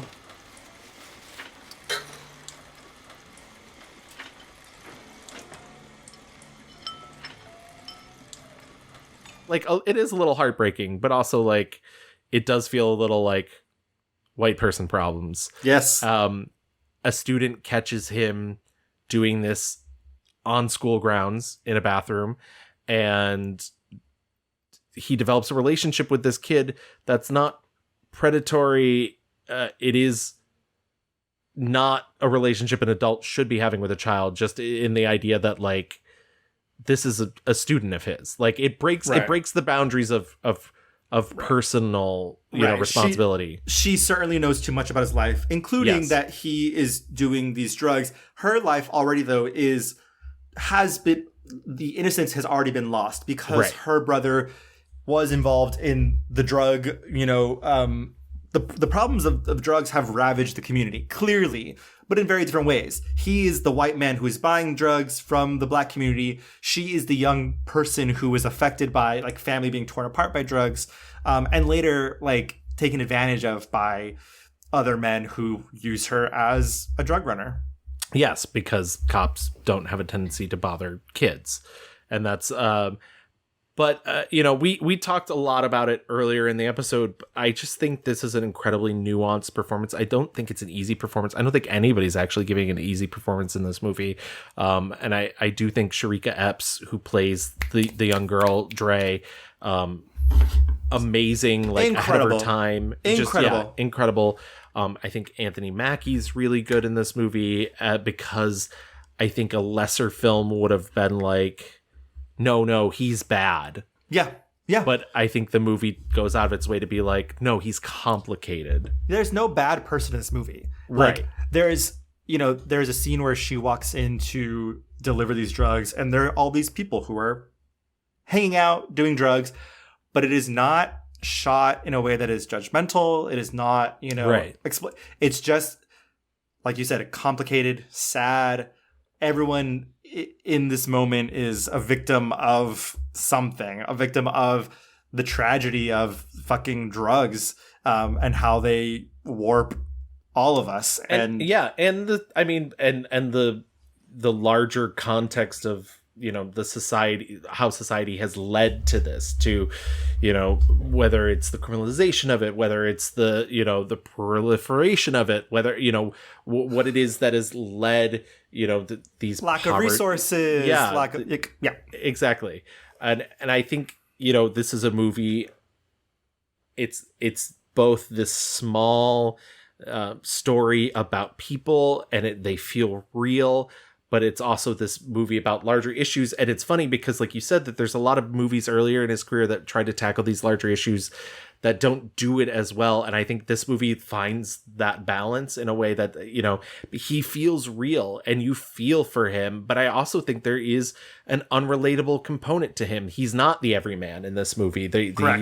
He's a passionate man, but he's also a fucked up guy. And like you said, it's not judgmental. It's not judgmental about him. It's not judgmental about Dre. It's not judgmental about Anthony Mackie's character, Frank, Dre's mother. It's not even judgmental about fucking Dennis O'Hare, who's just a teacher who hangs out in the teacher's lounge reading the headlines. Like, well, it's like, because the movie doesn't, I think in lesser hands, it would wade into like the danger. Yes. Like, oh no, like the girl accidentally overdosed and took drugs herself. Like, it's really about the mundanity of like, people are just sad and in ruts and they're doing drugs, or for some communities, this is how they make their money. This is all they have, right, to go off of. And the mundanity of the everyday of like, yeah, we sell drugs, you're doing them, next. It's not fucking warfare and guns on the street and violence. It's just this, it's actually fucking boring. And it's actually just this passionate teacher who wants his kids to like learn about the man and the atrocities of the government and how fucked up it is. And he's coping. They're all just coping. It's a great movie. It's absolutely a great movie. Was there anything else that you saw that you particularly liked? I kind of already spoiled my other ones, but no, I mean, like, I think Blue Valentine, absolutely. I think The Nice Guys should be up there. The Nice Guys, absolutely. And then like First Man, I will say, like, take it or leave it. First Man is the better of the Damien Chazelle joints, but like La La Land, I think, is beautiful. You just like your City of Stars, whatever. Okay, drag me. I would also throw in, just because I do truly love it, Blade Runner 2049. It's like the movies that like I'm like obsessed with, like The Notebook, Crazy Stupid Love. You're like boring fucking awful movies. I think they are fun. I think he looks great in them. Bitch, the way he wears a suit out in Crazy Stupid Love. Yeah, no, I mean, I agree. And I mean, we don't often get male versions of Beautiful Gowns movies, but like, God. Yes, 100%. And I don't think Crazy Stupid Love is worthless. I just think it's very dumb. But I do I laugh at a lot of the scenes? Absolutely. Do I think what Marissa Tomei is doing in that movie is fucking amazing? Yeah. Yes. Absolutely. But Julianne Moore, I just get your paychecks elsewhere. I went to go see Twilight by myself. It was so bad. Queen. But yeah, all right. Before we move into our fast forward, why don't we do our mixed reviews review? My 1-star review was 2013's Gangsta Squad, which was also my 1-star review because it deserves it. It does deserve it. My 5-star review, it still isn't over. It's 2004's The Notebook. And my 5-star review was 2006's Half Nelson. All right, let's get into that fast forward.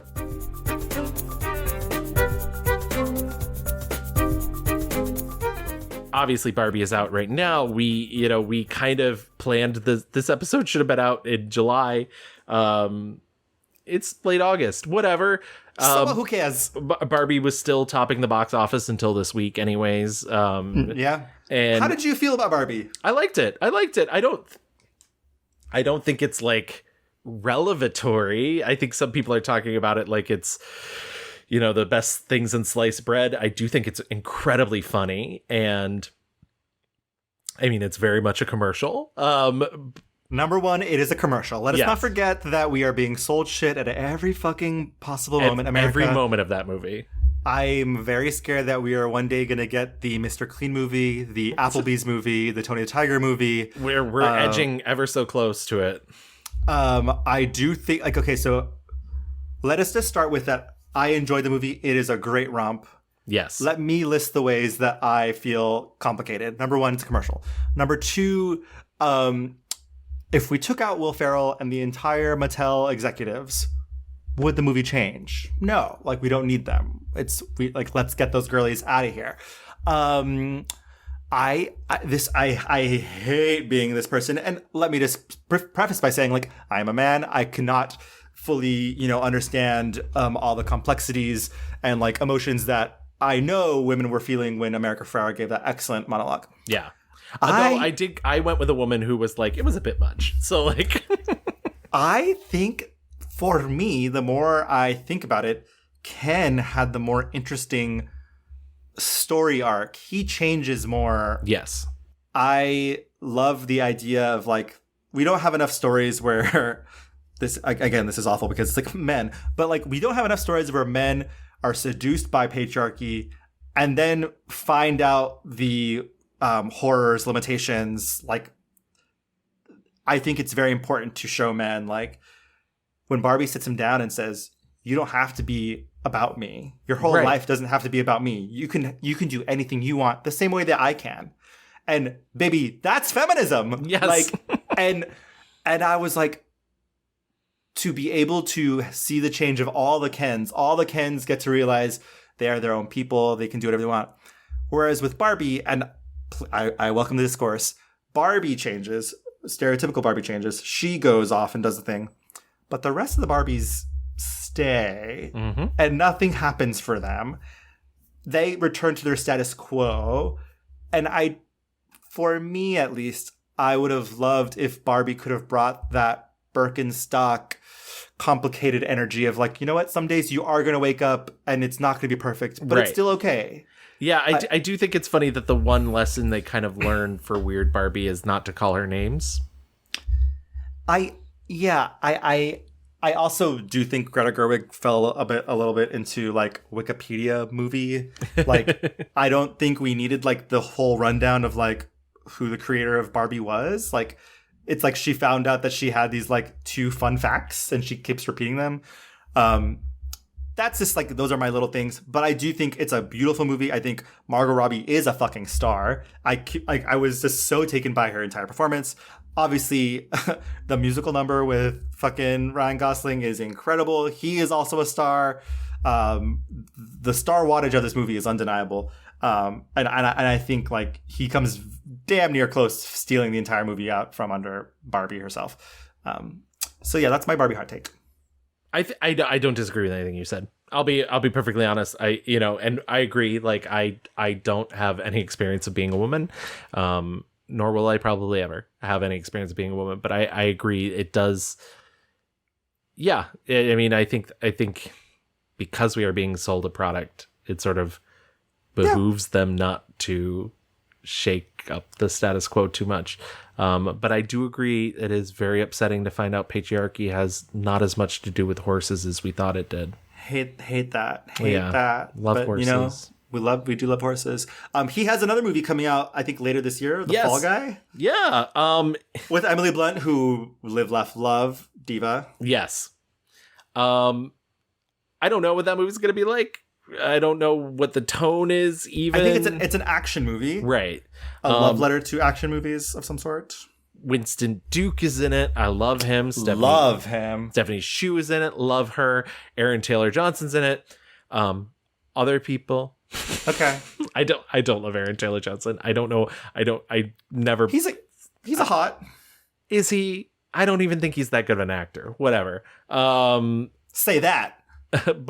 But yeah, I mean, obviously, Ryan Gosling is working. He's a working gal. He, as you mentioned before, he's only going to be doing one movie a year. I think that's fine. I'm like, it was funny rewatching Ides of March, because once again, like, not my favorite movie, but I was like, oh, is he like, at some point, is he going to move into like the George Clooney position where correct? It's not really about characters anymore. It's just being Ryan Gosling, and it's about being a movie star. Yeah, and I do wonder if that's gonna happen sooner than we think. I think I'm curious if like Ken's gonna be like our last character we get out of him. Interesting. Yeah, I don't know. And I guess we have to. I imagine the Fall Guy will be kind of in the same vein as the Gray Man. Yeah. Right? That's what I feel like, especially because it's David Leitch, who did like Deadpool and like... Sure. Yeah. Sure. So like, I will say... I have a lot of faith in it. If he's got more first mans in him, like doing biopic stuff, I think it will be interesting to see, will there ever be another indie movie in Ryan Gosling? Will be interesting to see. But I will say, I think the song and dance man is my preferred mode of him. Yeah, I would love for him to do another musical, and one that has songs I like. He's just a very physical actor. I think all of his little ticks and motions and like frenetic energy in Barbie was so good and so funny. He has a very he's a very good command of his body, and he knows what he's doing at all times. And I, because he's got this like kind of broody mysteriousness behind the eyes, he's just such a compelling actor. So I hope that there are maybe more Blue Valentines left in him. It's funny because I kind of do see him as like this contemporary to Michelle Williams, who does huge movies, does these small movies, and is so good. And can lock an Academy Award nomination for doing like 14 seconds in Manchester by the Sea. So like, honey, try and clock it. You fucking can't. Not a soul can clock. It's funny. On part of our road trip to Canada, we stopped at the place where the scene where Michelle Williams catches Heath Ledger and Jake Gyllenhaal making out in Brokeback Mountain. We went to that location, which is a real apartment, and a guy came out and was like, would you like to look around? And we were like, no thanks, like, because it felt like a Republican trap. He said, oh, you here for that gay movie? Yeah, exactly. I was just thinking like how amazing she is in that scene, and she doesn't have any lines. I digress. But yeah, I think you're right. And I think the other component of this is he's so young still, like literally 2 years older than me, 3 years older than me. Like he's not. We're gonna have Ryan Gosling for a long time. I can see a future where he does step into that George Clooney position, but like, I don't think that's for a while. He's still fucking doing full musical numbers, babe. Like, yeah. I you know, as long as he doesn't revert back to like the Only God Forgives. I think he's done with that. I think era. he's like, I think that's out of his system, hopefully. I know he is making these bigger films, and I think The Gray Man is maybe like an omen of what we could get if he continues down this path. But like, you know, we did that Coen Brothers episode. I'd love to see him in a Coen Brothers movie. I think he could do it as long as they're like, don't do that voice. Yes. That voice, no. I just think he's very good at doing like old Hollywood type movies and like, you know, giving us the ooh ah ah sensation. Absolutely. So hopefully, you know, there's a mix of that. There are some still like smaller performances left in him, because I just think he's so magnetic. Yeah. So magnetic. Is there one woman that he shares a screen with where you're like, no? Oh, no.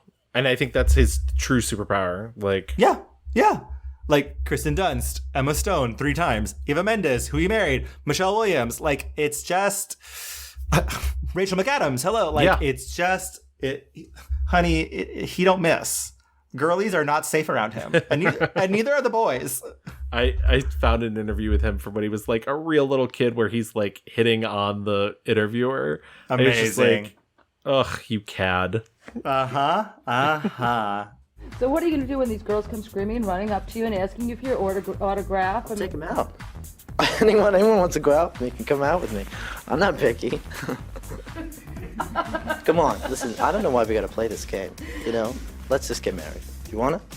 But I think that perfectly wraps up Ryan Gosling. We've certainly talked enough, so we're going to cut it off there. But if you want to talk to us, you can always find us on Twitter, while it's still there and not burning to the ground, at The Mixed Reviews. We're on Facebook, just type in The Mixed Reviews. You can always email us at reviewsmixed@gmail.com. We're on Instagram at _mixed_reviews. And if you want to listen to our back catalog, as you've just listened to this entire episode, you can hop onto any major podcast app. We're on Apple, Spotify, Google, Audible. And if you do listen to us on any of those, stop by, leave us a 5-star rating, write us a little review. We'll read it on the show. We love reading your reviews. We haven't gotten one in a while. And that what it does is it helps with visibility. It really, you know, it gets us up there. It lets people know. And if you guys wanna, you can join us on Patreon. You can join us on Discord. We have fun times there. Thank you guys so much for listening. Once again, we'll be back next month with our next episode and next subject. It's gonna be a good one. We have a special guest already lined up. We do. It's gonna be so much fun. I'm very excited. Let's just say that we're not mad at you. We're mad at the dirt. And with that, we leave you. Have a good night. Thank you for listening. Bye. Bye-bye. I wanna push you around where I